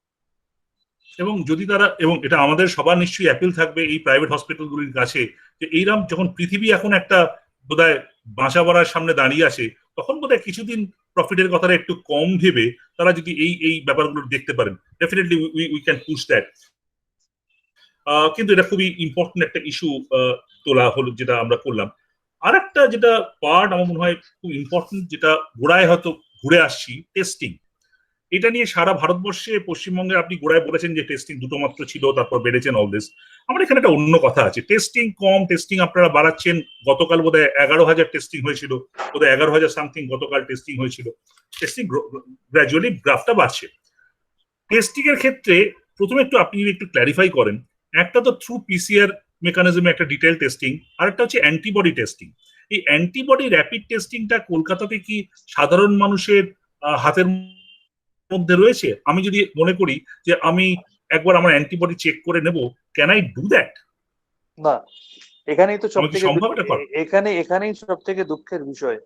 আজকে র্যাপিড অ্যান্টিবডি টেস্টটা সব থেকে প্রয়োজন ছিল, এবং আমরা দেখলাম সেই অ্যান্টিবডি টেস্টের কিটটা যখন এলো চীন থেকে, এবং যখন ওয়েস্ট বেঙ্গলে এলো, প্রথম যে দুটো জায়গায় শুরু হলো তার মধ্যে আমার বেলগাছি একটা ছিল। এবং প্রথম দিন টেস্টিং হওয়ার পরে দ্বিতীয় দিনে দেখা গেল খবরের কাগজে ফলাও করে যে চীন থেকে 145% প্রফিটে যে কিটগুলো কিনে আনা হয়েছিল সেগুলো নাকি ফল্টি ছিল, এবং আইসিএমআর সমস্ত কিটগুলোকে উইথড্র করে নিল। এবং পরে আমরা শুনলাম চীন থেকে আর সেটা আনা হবে না, সাউথ কোরিয়া থেকে আনা হবে। তারপর 7 মণ তেলও পুড়লো না, রাধাও লাগলো না, অ্যান্টিবডি টেস্টের কিটগুলো আমরা পেলাম না। সেই সময় আমরা যদি অ্যান্টিবডি টেস্টের কিটটা প্রপারলি পেতাম, সেই সময় আমরা যদি অ্যান্টিবডি টেস্টিংটা প্রপার করতে পারতাম, তাহলে ওয়েস্ট বেঙ্গলও আজকে কিন্তু এই জায়গায় পৌঁছাতো না। আজকে অ্যান্টিবডি টেস্ট করার আমাদের সেই জায়গায় নেই। নতুন করে কিছু অ্যান্টিজেন কিট এসছে, যেটা ওই আমাদের কার্ড টেস্টের মতো। আমাদের কলকাতা পৌরসভা আপাতত 500 পেয়েছে, গতকাল আমি সেটা জানলাম। সেই অ্যান্টিজেন টেস্টটা করা যাবে। আর কিছু ট্রুনেট মেশিন ওয়েস্ট বেঙ্গলে এসছে, সেই ট্রুনেট মেশিন পাঠানোর ক্ষেত্রেও গোয়াতে মেশিনগুলো আটকে পড়েছিল। This is for your information. আমি একটা পার্টিকুলার সোর্স থেকে খবর পেয়ে এটা আমাদের চিফ সেক্রেটারি সিএম ম্যাডামকে জানানোর পর তারা ইনিশিয়েটিভ নিয়ে তারা গোয়া থেকে সেই মেশিনটা আনানোর পর আজকে ন্যাশনাল মেডিকেল কলেজ বলুন, আজকে আরজি কর বলুন, আজকে এনআরএস বলুন, আজকে বিভিন্ন জায়গায় ট্রুনেট মেশিনের মধ্যে দিয়েও কিন্তু টেস্টিংটা হচ্ছে। সেই কারণে আরো এত বেশি করে টেস্ট আমরা করতে পারছি। এই ট্রুনেট মেশিনের ক্ষেত্রে আপনাদের প্রসেসটা কি? আরটিপিসিআর করতে গিয়ে আপনার কিছুটা টাইম লাগে। ট্রুনেট মেশিনের মধ্যে আপনি যখন টেস্ট করছেন, সেখানে আপনি যদি নেগেটিভ হয়ে যান, তাহলে আপনাকে আর দ্বিতীয়বার করতে হবে না, আপনি সেখানে এক্সক্লুশন হয়ে গেল। যদি আপনার পজিটিভ হয়, তখন সেটা আপনাকে রিকনফার্ম করতে হবে আরটিপিসিআর এর মধ্যে দিয়ে। whereas অ্যান্টিজেন কার্ড টেস্ট, যেটা প্রেগন্যান্সি টেস্টের মতো, সেই অ্যান্টিজেন কার্ড টেস্টের ক্ষেত্রে আবার উল্টো। অ্যান্টিজেন কার্ড টেস্টে আপনি যদি পজিটিভ হন, তাহলে আপনার আর করতে হবে না, কিন্তু যদি নেগেটিভ হন, আবার আপনাকে আরটিপিসিআর এর মধ্যে দিয়ে বাই ওয়ে অফ এক্সক্লুশন আপনাকে প্রমাণ করতে হবে যে আপনি নেগেটিভ। এই হলো অবস্থা। কিন্তু যদি আমরা সঠিক টাইমে র্যাপিড টেস্টটা সেই সময় করতে পারতাম, তাহলে অনেক আগে আমরা আরো বেশি করে কেস ডিটেকশন করতে পারতাম, এবং এই কমিউনিটি স্প্রেডের আজকে যে অ্যাপ্রিহেনশনটা আমরা করছি, বা কিছু ক্ষেত্রে কমিউনিটি স্প্রেড হয়ে গেছে, সেই কমিউনিটি স্প্রেডটা আমরা কিন্তু সেই সময় আটকে দিতে পারতাম এট দ্য আর্লি স্টেজ। একটা কথা ডক্টর সেন জিজ্ঞাসা করি, এটা কোনো অভিযোগ নয়, অ্যালিগেশন নয়, just sharing of a data. আমি কয়েকদিন আগে কেরালা চিফ মিনিস্টারের সাথে কথা বলছিলাম, because Kerala has told to be a model Kerala, এবং তার একটা কারণও আছে। কেরালা যেহেতু এর আগে সার্সের ধাক্কা খেয়েছিল, তার ফলে কেরালা কিছুটা হয়তো প্রিপারেশনও ছিল। তো ওরা নর্থ কোরিয়া থেকে ওরা অ্যান্টিবডি কিট ডাইরেক্টলি স্টেটই কিনে নিয়ে এসেছিল। মানে সেন্ট্রাল গভর্নমেন্টের থ্রু হয়তো একটা র্যাটিফিকেশন লাগে, কিন্তু ডিরেক্টলি নিজেরাই পয়সা দিয়ে প্রকিউর করেছিল। আমরা কি সেরকম কিছু ভাবতে পারি না যে কোনো অন্য কোনো দেশ থেকে, নর্থ কোরিয়া হোক বা অন্য কোনো জায়গা থেকে এই ধরনের কিট আনা? প্রথম কথা হচ্ছে, এটা এমন একটা, যেহেতু প্যান্ডেমিক এবং এটা গ্লোবাল ডিজিজ, সেক্ষেত্রে আপনাকে সেন্ট্রাল গভর্নমেন্ট এবং আইসিএমআর এর গাইডলাইন ছাড়া আপনি এক পাও চলতে পারবেন। এবং সেখানে ওয়েস্ট বেঙ্গল প্রত্যেকটা স্টেপ মাদারলি অ্যাটিটিউড ফেস করছে। আজকে যদি আইসিএমআর গ্রিন সিগন্যাল না দেয়, আপনি নিজে উপযাচ্য হয়ে বাইরে থেকে টেস্ট কিনে এনে টেস্ট করতে পারবেন না। আজকে এই যে অ্যান্টিজেন কার্ড পাঠিয়েছে, সেটাও কিন্তু আইসিএমআর এর অনুমোদন ক্রমেই বাংলা পেয়েছে, আগ বাড়িয়ে কিন্তু পাওয়ার কোনো স্কোপ নেই। আজকে সমস্যাটা তো এইখানে, ওই যে বললাম, আপনি অন্য 5টা ডিজিজের মতো তো এটা নয়। এখানে আপনার হাত পা বাঁধা আছে, আপনাকে সেন্ট্রাল গাইডলাইন মেনে চলতে হবে। আজকে রিপোর্টিং, এখনো অনেক জায়গায় আমাদের এরকম শোনা যায় যে রিপোর্ট পেতে দেরি হচ্ছে। আপনাকে জানিয়ে রাখি, সিস্টেমটা আরো খারাপ ছিল। এটা যারা শুনছেন তাদের জানা উচিত। আগের সিস্টেমটা এরকম ছিল, আপনি ল্যাবরেটরিতে স্যাম্পল দিলেন, টেস্ট হলো, আপনার রিপোর্ট হয়ে গেল 2 ঘন্টা 3 ঘন্টার মধ্যে, কিন্তু সেটা আপনাকে জানানো যাবে না। সেটা আইসিএমআর পোর্টালে আপলোড হবে, আইসিএমআর তার মর্জি মতো সেটা দেখে স্বাস্থ্য ভবনকে এক্সপোর্ট করবে, স্বাস্থ্য ভবন তারপর সেটা আবার ঘুরে সেই ল্যাবরেটরিকে ফেরত দেবে, তারপর সেই ল্যাবরেটরি আপনাকে টেস্টিং রিপোর্ট জানাবে। যার ফলে প্রথম দিকে আপনি খেয়াল করবেন, স্যাম্পল টেস্টের পরে 3 দিন 4 দিন 5 দিন অব্দি লেগে যেত। পরে কিন্তু ওয়েস্ট বেঙ্গল গভর্নমেন্ট সেটা পার্সু করে আজকে সিস্টেমটা পাল্টেছে। আজকে তারা আইসিএমআর কে পাঠানোর সাথে সাথে ডাইরেক্ট স্বাস্থ্য ভবনকে পাঠিয়ে দিতে পারছে, যার ফলে আজকে কিন্তু উইদিন 24 আওয়ার্স টেস্টিংটা আমরা টেস্টিং এর রিপোর্টটা পেয়ে যাচ্ছি। ওকে, এখানে এটা জেনে নিই, এই যে আপনি ট্রুনেটের কথাও বললেন এবং অ্যান্টিজেনের কথাও বললেন, এই টেস্টগুলো সাধারণ মানুষ কি করে অ্যাক্সেস করতে পারে? আপনি বললেন কর্পোরেশনের কাছে এসছে বা অন্য হাসপাতালের কাছে এসছে। কেউ যদি জানতে চায়, কেউ যদি করতে চায়, ইজ ইট পসিবল যে তারা এই টেস্টগুলো করতে পারে, ট্রুনেট বা অ্যান্টিজেন টেস্ট? নাকি আমায় জ্বর হতেই হবে? এটা তো অনেক অনেক অনেক অনেক অনেক অনেক সিম্পলিফিকেশন হয়ে গেছে। এখন একটা যে কোনো মেডিকেল ডক্টরের প্রেসক্রিপশন নিয়ে গেলে আপনি টেস্ট করতে ইন পারবেন। Private laboratory? আগে যেটা ছিল কম্পালসারি, আগে যেমন ছিল, হ্যাঁ আমি বলছি, আগে যেমন ছিল কম্পালসারি যে আপনাকে ভর্তি হতে হবে, এখন আউটডোর বেসিসে আপনি টেস্ট করতে পারবেন। এবং আমাদের গভর্নমেন্ট আরো সিম্পলিফাই করে দিয়েছে যে আপনি কোনো একটা রেকগনাইজেশনের আপনি প্রেসক্রিপশন নিয়ে গেলে সেখানে আপনি টেস্ট করতে পারবেন। সরকারি হাসপাতালে আপনি যদি যান, আপনার মিনিমাম ফিভার থাকলে ফিভার ক্লিনিকে গেলে সেখানে আপনি টেস্ট করতে পারবেন। কিন্তু মাথায় রাখার প্রয়োজন আছে, নর্মাল গাইডলাইন বলছে unless and until you are having any symptom. আজকে হঠাৎ করে আমার মনে হলো এই আমার সুগারটা একটু চেক করি, একটু সুগারের ব্লাডটা টেনে দিত, এটা কিন্তু সেটা নয়। সিমটম না থাকলে অকারণে টেস্ট করাটা কিন্তু গাইডলাইনের মধ্যে পড়ে না, সাজেশনের মধ্যে পড়ে না। এখানে একটা প্রশ্ন। টেস্টিং প্রোটোকল, এটা আমি বলি, টেস্টিং প্রোটোকলটা জানা ভীষণ দরকার। আমরা কাদের টেস্ট করব? আমরা দেখছি কিছু কিছু জায়গায় যাদের প্রয়োজন নেই তারা টেস্ট করে ফেলছে, কিছু কিছু জায়গায় যাদের প্রয়োজন আছে তাদের টেস্টিং হচ্ছে না। টেস্টিং প্রোটোকলের মধ্যে প্রথম পড়ে যারা front line health care worker, doctor বলুন, নার্স বলুন, হেলথ কেয়ার ওয়ার্কার বলুন, সুইপার বলুন, স্ক্যাভেঞ্জার বলুন, যারা কোভিড এর কন্ট্যাক্টে যাচ্ছে তাদের মিনিমাম সিমটম হলেই তাদের টেস্ট করতে হবে। নাম্বার 2, আপনি কোভিড পেশেন্টের বাড়ির লোক, আপনার বাড়ির লোকের কোভিড হয়েছে, আপনার সেখানে টেস্ট করতে হবে। নাম্বার 3, আপনি যদি এজেড পেশেন্ট হন, আপনি কোভিড কন্ট্যাক্টে এসেছেন বা আপনার একটা ডিস্টেন্ট কন্ট্যাক্ট আছে কিন্তু আপনার কোনো কোমরবিডিটি আছে, লাইক আপনার হাইপারটেনশন আছে, ডায়াবেটিস আছে, রেনাল প্রবলেম আছে, ডায়ালিসিস চলছে, ক্যান্সার আছে, আপনাকে সেক্ষেত্রে কম্পালসারি টেস্ট করতে হবে। নেক্সট, আপনার বাড়ির আশেপাশে 6টা রাজ্য থেকে, দিল্লি, রাজস্থান, মহারাষ্ট্র, গুজরাট, মধ্যপ্রদেশ, তামিলনাড়ু, এই রাজ্য থেকে যদি কেউ আপনার বাড়ির আশেপাশে এসে থাকে, তারা যতই বলুক যে আমি আমার ওই রাজ্যে টেস্ট করে এসেছি, তাদের সিমটম থাক বা না থাক তাদের পজিটিভলি টেস্ট করতে হবে। এই টেস্টিং প্রোটোকল গুলো যদি মেনে করি, আমার কিছুই হয়নি, হঠাৎ আমার মনে হলো একটু দেখে নি বাবা আমার কোভিড আছে কিনা, দিস ইজ নট অ্যাডভাইসড। এটা কিন্তু মাথায় রাখা প্রয়োজন আছে। না, এখানে একটা ছোট্ট যেটা কোয়েশ্চেন মানুষের মধ্যে আসবে, একদিকে আমরা বলছি যে 85% লোক আসিমটোম্যাটিক, অর্থাৎ they are not suppose to show the symptom. অন্যদিকে আইসিএমআর গাইডলাইনে বলছে যে সিমটম শো না করলে টেস্ট করবে না। এটা কন্ট্রাডিকশন আসছে না? না না, কন্ট্রাডিকশনটা আমরা তৈরি করছি। কন্ট্রাডিকশনটা আমি যেমন বলি, কলকাতা পৌরসভায় এখন সব কালেকশন হচ্ছে। এই সব কালেকশনে প্রথম দিকে আমরা দেখছিলাম বিভিন্ন জায়গায় আমাদের যারা কোঅর্ডিনেটর আছেন তারা বিভিন্ন জায়গায় নিজেদের এরিয়া ভিত্তিক যাদের মনে হচ্ছিল তাদেরকে টেস্ট করিয়ে নিচ্ছিলেন। পরবর্তী ক্ষেত্রে কিন্তু এটা আমরা স্ট্রিক্ট অ্যাডভাইজারি দিয়ে বলেছি যাদের সিমটম আছে তারাই টেস্ট করবেন। এবং আলটিমেটলি আপনি দেখবেন অ্যাসিমটোমেটিক পেশেন্টকে, আমি তর্কের খাতিরে বলছি, একটা পেশেন্ট আপনি অ্যাবসলিউটলি অ্যাসিমটোমেটিক, আপনি তাকে টেস্ট করলেন, টেস্ট করে তার পজিটিভ বেরোলো, তার বাড়িতে থেকেই তাকে হোম আইসোলেশনেই তাকে ট্রিটমেন্ট করতে হবে।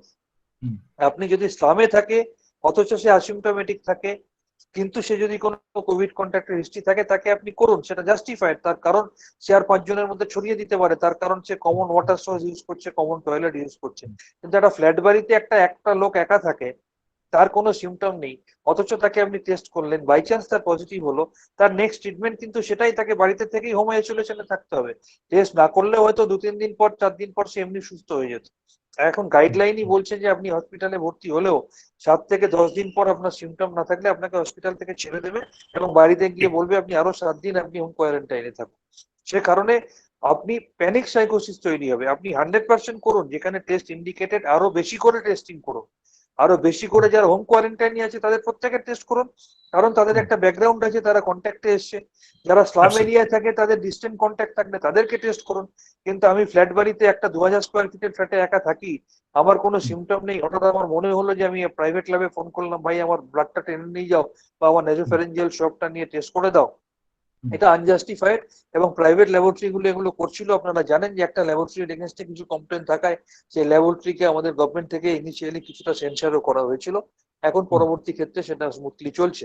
সুতরাং আমাদের প্রত্যেকের মিউচুয়াল কোঅপারেশনটা কিন্তু ভীষণভাবে দরকার এখানে। এবং আরেকটা বোধহয় বড় কারণ, যেহেতু আমাদের হাতে অ্যাডিকুয়েট কিট নেই, সুতরাং কিটটা ওয়েস্ট করার মতো হয়তো আমাদের হাতে কিট নেই। এবং শুধু তাই না, ইট ইজ এক্সপেন্সিভ, সেটা মাথায় রাখতে হবে। রাজ্য সরকারে কিন্তু খরচা হচ্ছে, কেন্দ্রীয় সরকার কিন্তু সহযোগিতা করেনি।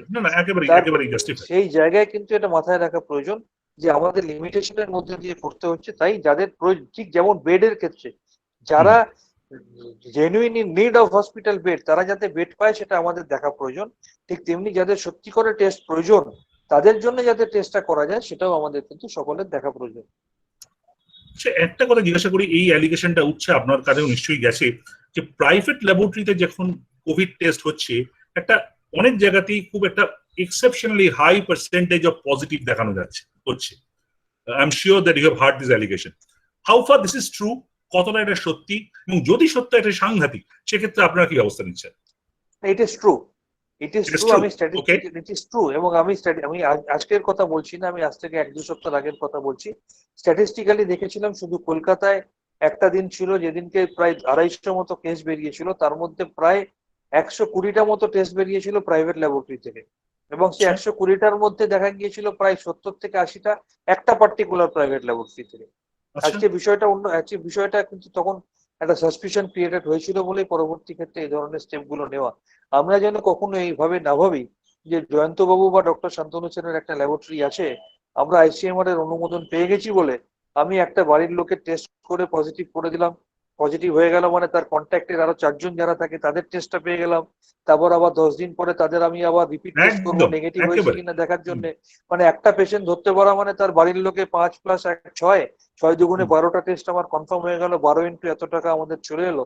আমরা কোনো প্রাইভেট ল্যাবরেটরি আমার মনে হয় না এইভাবে তারা ভাবেন, বা যদিও বা তাদের মাথায় থাকে আমি মনে করবো এইভাবে যেন আমরা কোনোদিন ক্যালকুলেট না করি এই প্যান্ডেমিকের টাইম। না, এটা এটা তো খুব সাংঘাতিক কথা। এবং আপনি যেটা বললেন 4 3 12, 12 2 24, সেই অঙ্কের বাইরে আরেকটা অঙ্ক আছে যে যদি একটু এই নেক্সাসটাকে আমরা বড় করে ভাবি, আমি তর্কের খাতিরে বলছি, আমি কোনো অ্যাসপারশন করছি না, যে কোনো একটা হসপিটালের সঙ্গে যোগাযোগ রইল যাতে আমার এই কেসগুলো আবার হসপিটালে যায়, পুরো একটা একটা একটা বড় একটা কোভিড নেটওয়ার্ক তৈরি হলো মানুষকে আরো তার গলা কাটার জন্য। মানে ওই কারোর মানুষের ভয় কারোর আসবে। পৌষ মাস কারোর সর্বনাশটা যেন না হয়। মানে আমাদের এখানে কারো পৌষ মাসে তো হয় না, কারো সব মাস কারো সর্বনাশ হয়, মানে সব মাসেই সর্বনাশ হয়, শুধু পৌষ মাসে হয় না। তো এইখানে একটা কথা বলবো, এটা দেখুন আপনি বারে বারেই অ্যাপিল করছেন, খুব জাস্টিফাইডলি অ্যাপিল করছেন প্রাইভেট ল্যাবরেটরির কাছে, প্রাইভেট হসপিটালের কাছে, যাতে তারা প্রপারলি হিউম্যান ওয়েতে তারা হ্যান্ডেল করেন। আমাদের একটা অভিজ্ঞতা, যখন প্রথম করোনা ধরা পড়লো এবং করোনা যখন আস্তে আস্তে বাড়তে আরম্ভ করলো, লকডাউন যখন শুরু হলো, তখন প্রাইভেট হেলথ কেয়ারটা কমপ্লিটলি বসে গেছিল। Entire stress was on the government sector. আজকে যখন আস্তে আস্তে গভর্নমেন্ট তার যতটাই তার ভুল ত্রুটি, তার যতটুকু ক্ষমতা মিলে যখন একটা জায়গায় পৌঁছলো, এখন প্রাইভেট ল্যাবরেটরি তারা এগিয়ে আসছে, প্রাইভেট হসপিটাল এগিয়ে আসছে। সুতরাং এই অ্যাপিল করার পাশাপাশি কোথাও একটা কিন্তু কন্ট্রোলিং মেকানিজম চাই। অ্যাপিল নিশ্চয়ই একবার করব, দুবার করব, তিনবার করব, 4 বেলার বেলায় যদি আপনারা যদি একটু শক্ত হাতে এদেরকে না ধরেন, তাহলে কিন্তু এই ব্যবসা চলতেই থাকবে। I think the onus is on government to ensure that it doesn't happen. না, onus is on government definitely. আসলে আমাদের মাননীয় মুখ্যমন্ত্রী খুব সফট হার্টেড, সেই কারণে আপনি দেখবেন যে অনেক জায়গায় মাস্ক পরে না বেরোলে পুলিশ লাঠিপেটা করছে, ফাইন করছে, কিন্তু আমাদের মুখ্যমন্ত্রী মানবিকভাবে অ্যাপিল করছেন যে ভাই মাস্ক পরে বেরো, আর পুলিশকে বলছে যদি না বেরোয় তাকে বাড়ি পাঠিয়ে দাও। ঠিক তেমনি আমাদের এখানে আছে, আমাদের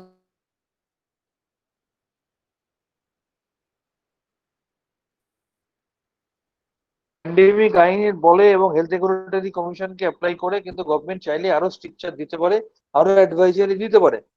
কিন্তু গভর্নমেন্ট শেষ লাস্ট অব্দি তাদেরকে কোঅপারেট করতে চায়, তাদেরকে সহযোগিতা করতে চায়, তাদেরকে ভালো কথায় বলতে চায়, কিন্তু আলটিমেটলি যদি না হয় তাহলে সেক্ষেত্রে এগুলোকে তারা অ্যাপ্লাই করতে হবে।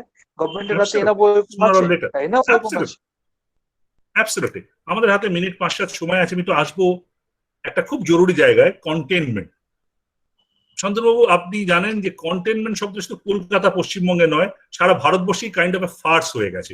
মানে কন্টেনমেন্ট, আমি আপনাকে আমার ব্যক্তিগত অভিজ্ঞতা বলি, দিন 5-7 আগে আমার একটা লেখার জন্য আমাকে কন্টেনমেন্টের লিস্ট আমি কর্পোরেশন থেকে দেখছিলাম, এবং সেই লিস্ট অনুযায়ী মাননীয় মুখ্যমন্ত্রীর বাড়ির 200 মিটার দূরে, ভেরি হাই সিকিউরিটি জোন, ঠিক উল্টো দিকে কালীঘাট রোডের মধ্যে, সেখানে একটা অ্যাড্রেস ছিল যেখানে কন্টেনমেন্ট অ্যাড্রেস ছিল।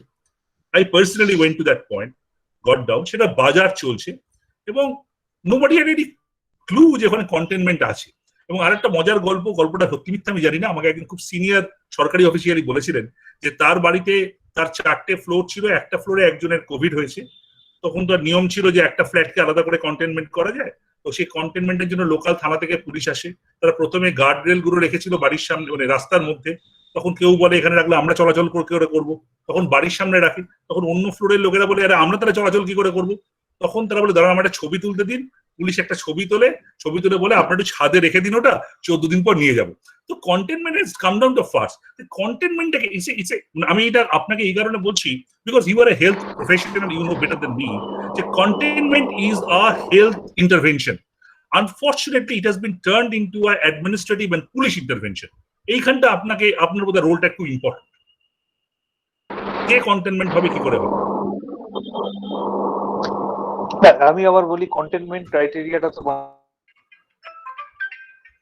ব্যবহার করে চেঞ্জ হয়েছে, এবং সমস্ত জিনিসটাই আমাদের, আমি বলি সেন্ট্রাল গভর্নমেন্টের তরফ থেকে যখন প্রথম লকডাউন শুরু হয় সেই সময় থেকেই পুরো আনপ্ল্যান্ড হয়েছে বিষয়টা চলছিল, এবং এই কন্টেনমেন্ট জোনের বিষয়টা কিন্তু আলটিমেটলি সিচুয়েশনের পরিপ্রেক্ষিতে চেঞ্জ হয়েছে। আমি আপনাকে একটা কথা বলবো খুব সহজভাবে, আইন করে, ল দিয়ে, পুলিশ দিয়ে, সরকার দিয়ে সবকিছু কিন্তু করা সম্ভব নয় যতক্ষণ না মানুষ সচেতন হবে। আমি আজকেও বাইরে বেরিয়ে আমি দেখেছি, আমি গাড়ি করে যাচ্ছি, আমার সামনে একটা বাস যাচ্ছে, বাসটা ফাঁকা, কিন্তু আমি দেখলাম একজন ভদ্রলোক বাস থেকে মুখ বাড়িয়ে রাস্তার মধ্যে মাঝ রাস্তায় থুতু ফেলে দিলেন, এবং আমি তখন গাড়িটা পাশে নিয়ে গিয়ে দেখলাম তাকে আপাত দৃষ্টিতে দেখে একজন ভদ্র সভ্য শিক্ষিত মানুষ মনে হলো। তাহলে মানুষ যতক্ষণ না সচেতন হবে, মানুষ যতক্ষণ না অ্যাওয়ার হবে, ততক্ষণ, আমি ওয়েস্টার্ন কান্ট্রিতে গিয়ে দেখেছি রাস্তা ফাঁকা, দুদিকে কোনো গাড়ি নেই, অথচ সিগন্যালটা যতক্ষণ না গ্রিন থেকে রেড হচ্ছে, ফুটপাথ দিয়ে যারা যাচ্ছে তারা রাস্তাটা ক্রস করছে না, একটা ছোট চকলেটের র্যাপার অব্দি তারা রাস্তাতে ফেলছে না। আজকে মেট্রো স্টেশনে আমি যখন যাই, আমার হাতে চকলেটের র্যাপারটা থাকলে আমিও কিন্তু ফেলতে ইতস্তত করি। আগামী দিনে এটা কিন্তু আমাদের অভ্যেস করতে হবে। এবং আমি একটা জিনিস বলতে চাইবো, এই কোভিড কে আমরা পজিটিভ ভাবে দেখি, এই Covid might B A blessing in disguise. এই যে আমাদেরকে এই যে হেলথ হাইজিন শেখাচ্ছে, এই যে মাস্ক পরা থেকে স্যানিটাইজ করা, ঘন ঘন হাত ধোয়া, থুতু না ফেলা, পরিষ্কার পরিচ্ছন্ন থাকা, জামা কাপড় চেঞ্জ করা, এইটা if we can make this a habit, ultimately corona আজ আছে কাল থাকবে না, কিন্তু this habit will lead to A healthy life.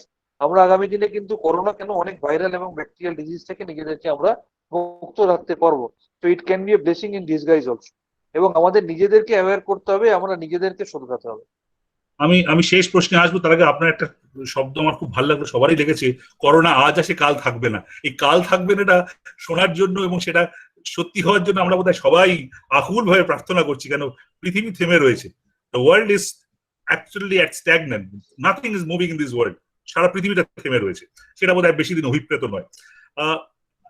আমি শেষ প্রশ্ন, আমার খুব ঘনিষ্ঠ এক বন্ধু, স্কুলের বন্ধু, সে আমায় বলছিল যখন সে ইন্টারভিউটা কথা শুনছিল, একটা কথা ডক্টর সেনকে জিজ্ঞাসা করি, মোট প্রশ্নটা দিয়ে শেষ করবো।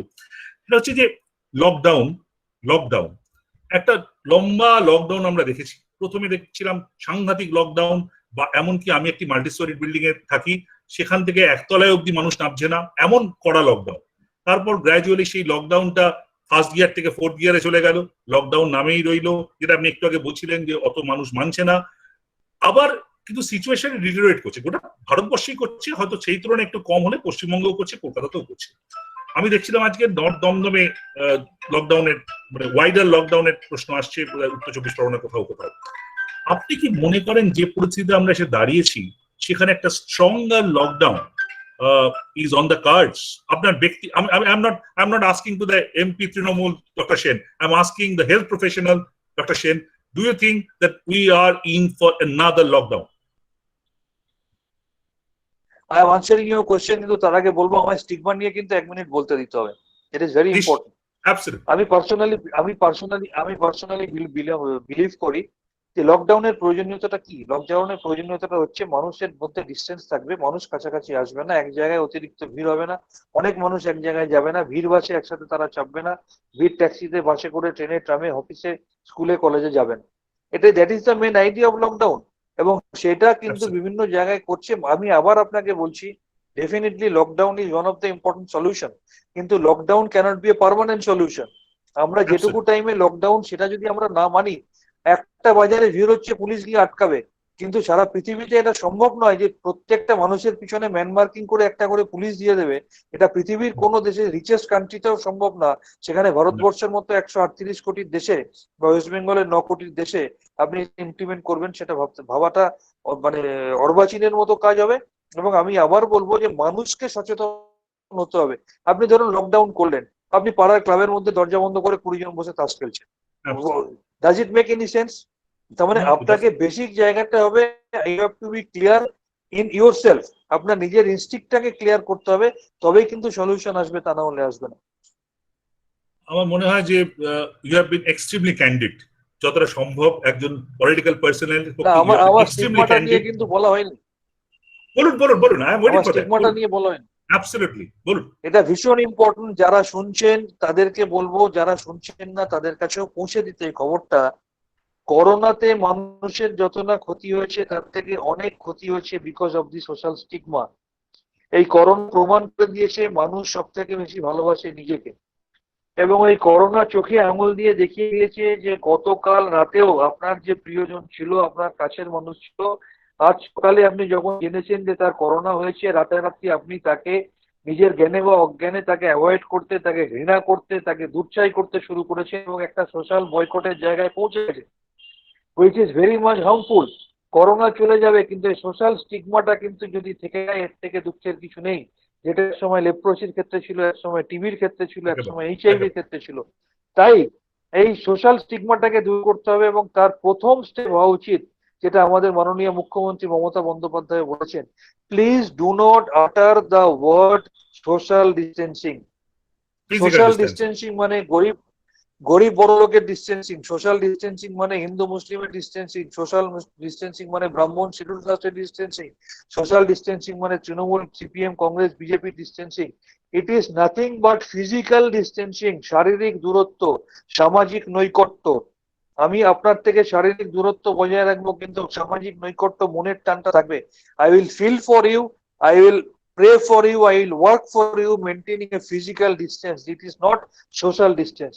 সোশ্যাল ডিস্টেন্সিং কথাটা আমরা যেন না বলি এবং কোনোভাবে যারা কোভিড আক্রান্ত হচ্ছে তাদেরকে বা তাদের পরিবারের লোকেদের আমরা সোশ্যালি স্টিগমাটাইজ না করি, এটা কিন্তু আমার আর্নেস্ট অ্যাপিল রইল আপনাদের সকলের কাছে।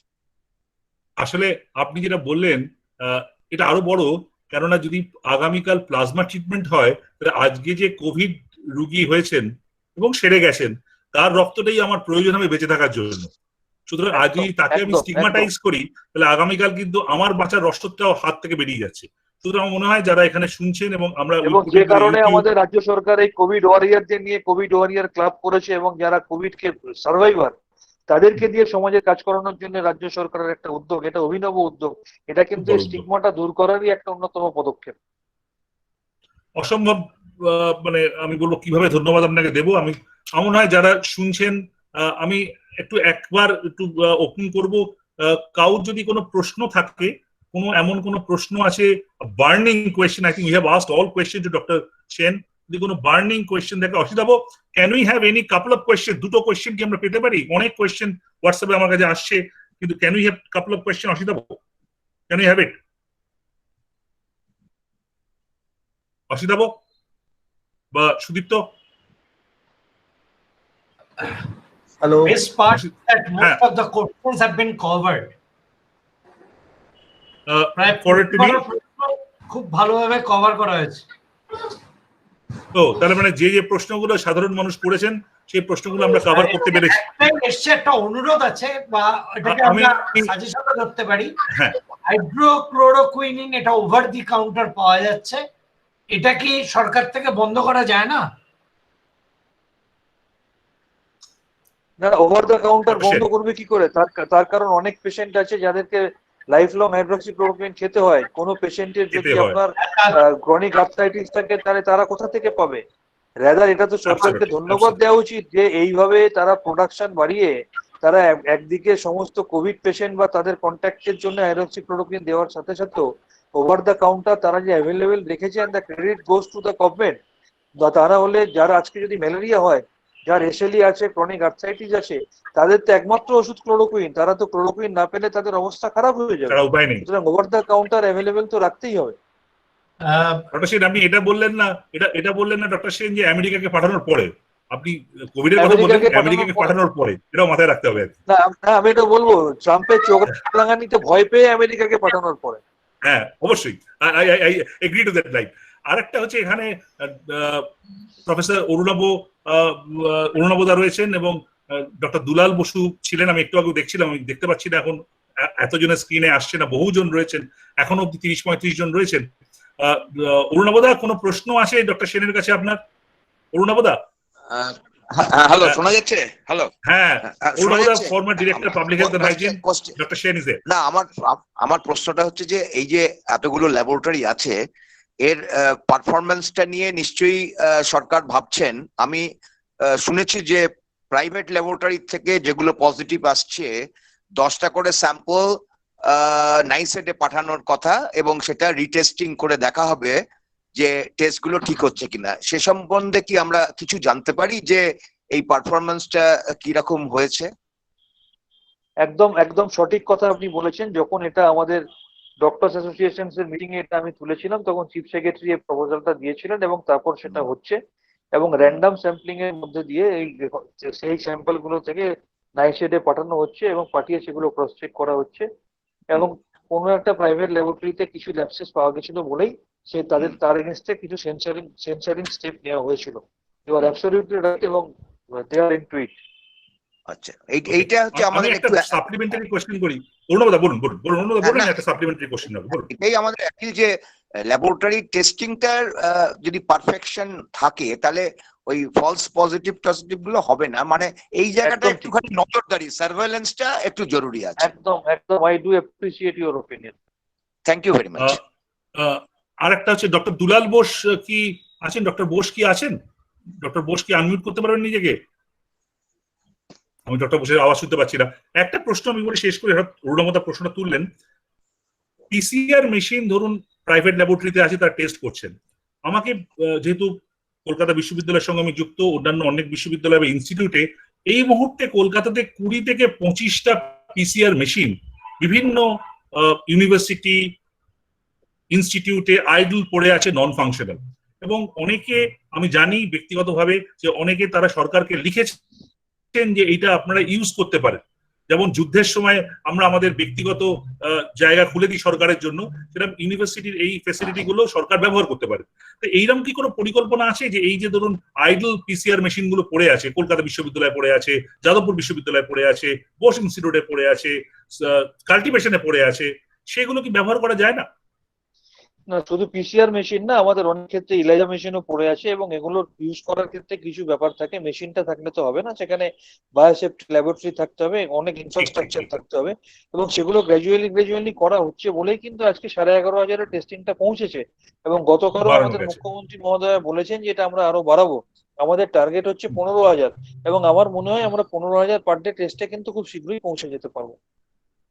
ওকে ওকে, আচ্ছা, আমি আরেকটা প্রশ্ন লাস্ট আপনাকে পেয়েছি। মানে ব্যাপারটা হচ্ছে যে আমরা যেহেতু আমি বেসিক্যালি একজন এনভায়রনমেন্টাল ইঞ্জিনিয়ারও, বা অ্যাকচুয়ালি সুয়েজে আমাদের কিন্তু বিভিন্ন দেশে পাওয়া গেছে যে এই আপনার করোনা ভাইরাসের ফ্র্যাগমেন্ট, মানে এখন এই যে এই সুয়েজের মধ্যে এটা আসছে এবং এটা টেস্ট করে যদি আমরা দেখতে পারি, বিশেষ করে কন্টেনমেন্ট জোন বা যেখানে আইসোলেশন আছে বা ইত্যাদি, তাহলে বোঝা যাবে যে সেখানে পেশেন্টের কত আছে বা ইত্যাদি। মানে আমার বক্তব্যটা হচ্ছে সুয়েজ টেস্টিংটা। আমি সাম্প্রতিককালে একটু অ্যাসকি মানে administrative staff college of India হায়দ্রাবাদের সঙ্গে কথা হয়েছে, একটা আমাদের মানে একটা ভিডিও হয়েছিল, মিটিং হয়েছিল, সেখানে তেলেঙ্গানা সরকার কিন্তু এটা করবার চেষ্টা করছেন এবং একটা ল্যাবরেটরি ভিমটা ল্যাবরেটরিকে দিয়ে তারা এটা চেষ্টা করছেন। এই টেস্টিংটা প্যারিসে হয়েছে এপ্রিল মাসে, এটা দেখা গেছে। এটা অস্ট্রেলিয়াতেও হয়েছে, চেন্নাইতেও আমি শুনেছি যে একটু টেস্টিং হয়েছে। এই আরএনএ ফ্র্যাগমেন্ট যেটা এটা আরটিপিসিআর দিয়ে করা যায়, তো এই ব্যাপারে একটু যদি আপনারা একটু চেষ্টা করেন, রিসার্চ যারা এডুকেশন ইনস্টিটিউটকে ইনভলভ করেন, একটু এটা একটা হতে পারে আমার মনে হয়। না, সুয়েজে উনি যেটা বললেন সেটা উনি ঠিকই বলেছেন। আর তাছাড়া ইকোরাল ট্রান্সমিশনের একটা প্রবাবিলিটি যে আছে সেটাও আমরা বিভিন্ন স্টাডি থেকেও দেখেছি। ডেফিনেটলি এটা একটা গুড প্রপোজাল এবং আমার মনে হয় it can be thought of. Thank you very much. Thank you. আমার মনে হয় আজকের আলোচনায় শুধুমাত্র আমরা ডক্টর সেনের কাছ থেকে অনেকগুলো জরুরি জিনিসই জানলাম না, কতগুলো সাজেশন যেগুলো উঠে আসছিল ডিসকাশনের মাধ্যমে। অরুণবদা এক্ষুনি যে সাজেশনটি দিলেন, এটা আগে একটা ডিসপ্লে বোর্ডের সাজেশন বা প্রপার কি করে এই হাসপাতালগুলোর মধ্যে একটা কাগজে পাবলিশ করা যায় কিনা প্রত্যেক দিনের স্ট্যাটাসটা, উনি সেগুলো শুনেছেন। I hope Dr. Sen has noted that, and I know that he is the key person. He can take it forward to Honorable Chief Minister এবং সেটা করা যেতে পারে। So we all hope, কারণ আমরা এখন আশা ছাড়া কিছু করা আমাদের নেই। যে জায়গায় পৃথিবী এসে দাঁড়িয়ে আছে, পজিটিভ থিঙ্কিং এবং আশা ছাড়া আমরা বাঁচতে পারবো না। সুতরাং সেই আশার সঙ্গেই যে আজকের এই ইনফরমেশন যেটা আমরা পেলাম, আজকের এই গত 1 ঘন্টা আমরা 10 মিনিট হয়ে গেল প্রায়, এই 1 ঘন্টা 10 মিনিটের যে আলোচনায় আমরা পেলাম, এই পুরোটা আমাদেরকে অনেকটা বেশি ইকুইপ করবে আগামী দিনের লড়াইয়ের জন্য, মানসিকভাবে করবে এবং টেকনিক্যালিও করবে। এবং হাইড্রোক্লোরোকুইনের কথা আপনি বলেছেন, সেই সবগুলো নিশ্চয়ই আমাদের কাছে সব ইনপুট গুলো আমরা আসবে। উনি হোম কোয়ারেন্টাইনের কথা বলেছেন, ভেরি ইম্পর্টেন্ট। আমরা আগামী দিনে হয়তো আবার হয়তো মাসখানেক দেড়েক পর আবার ডক্টর সেনের সঙ্গে আরেকবার কথা বলবো যে কোথায় এসে দাঁড়িয়েছি। জয়ন্তবাবু, আমি বলুন। একটা মেসেজ দিতে চাইবো শেষ করার আগে। এই মুহূর্তে আমরা হাফ গ্লাস ওয়াটার নিয়ে বসে আছি, একটা গ্লাসে অর্ধেক জল আছে। ঠিক ঠিক আমি ঠিক, ঠিক। প্রত্যেককে অনুরোধ করব, আমরা যেন এরম না ভাবতে শুরু করি যে অর্ধেক গ্লাসের বাকি জলটা শেষ হয়ে যাবে। আমরা প্রত্যেকে আজ থেকে এটা ভাবা শুরু করি, অর্ধেক গ্লাসের বাকিটা ভরে আবার 1 ফুল গ্লাস অফ ওয়াটার হয়ে যাবে খুব শীঘ্রই। একদম একেবারে ডক্টর সেনের সঙ্গে আমি একদম একমত। উনি যেটা বললেন, পজিটিভ থাকা ছাড়া এই মুহূর্তে আমাদের হাতে আর কোনো অপশন নেই, কারণ এখন অব্দি there is no planet B. একটাই পৃথিবী, সেই পৃথিবীতেই আমরা এই মুহূর্তে রয়েছি, সেই পৃথিবীতে আমাদের বাঁচতে হবে।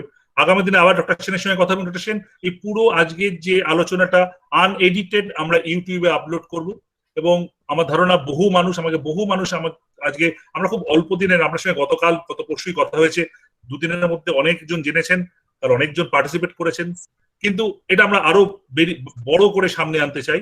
তো হোপফুলি উইল কন্টিনিউ ডিসকাসিং। আমরা তো এমনিতে কথা বলি, কিন্তু I think publicly will also continue discussing. Thank you everybody. We can now disconnect ourselves. Thank you everybody again. Thank you.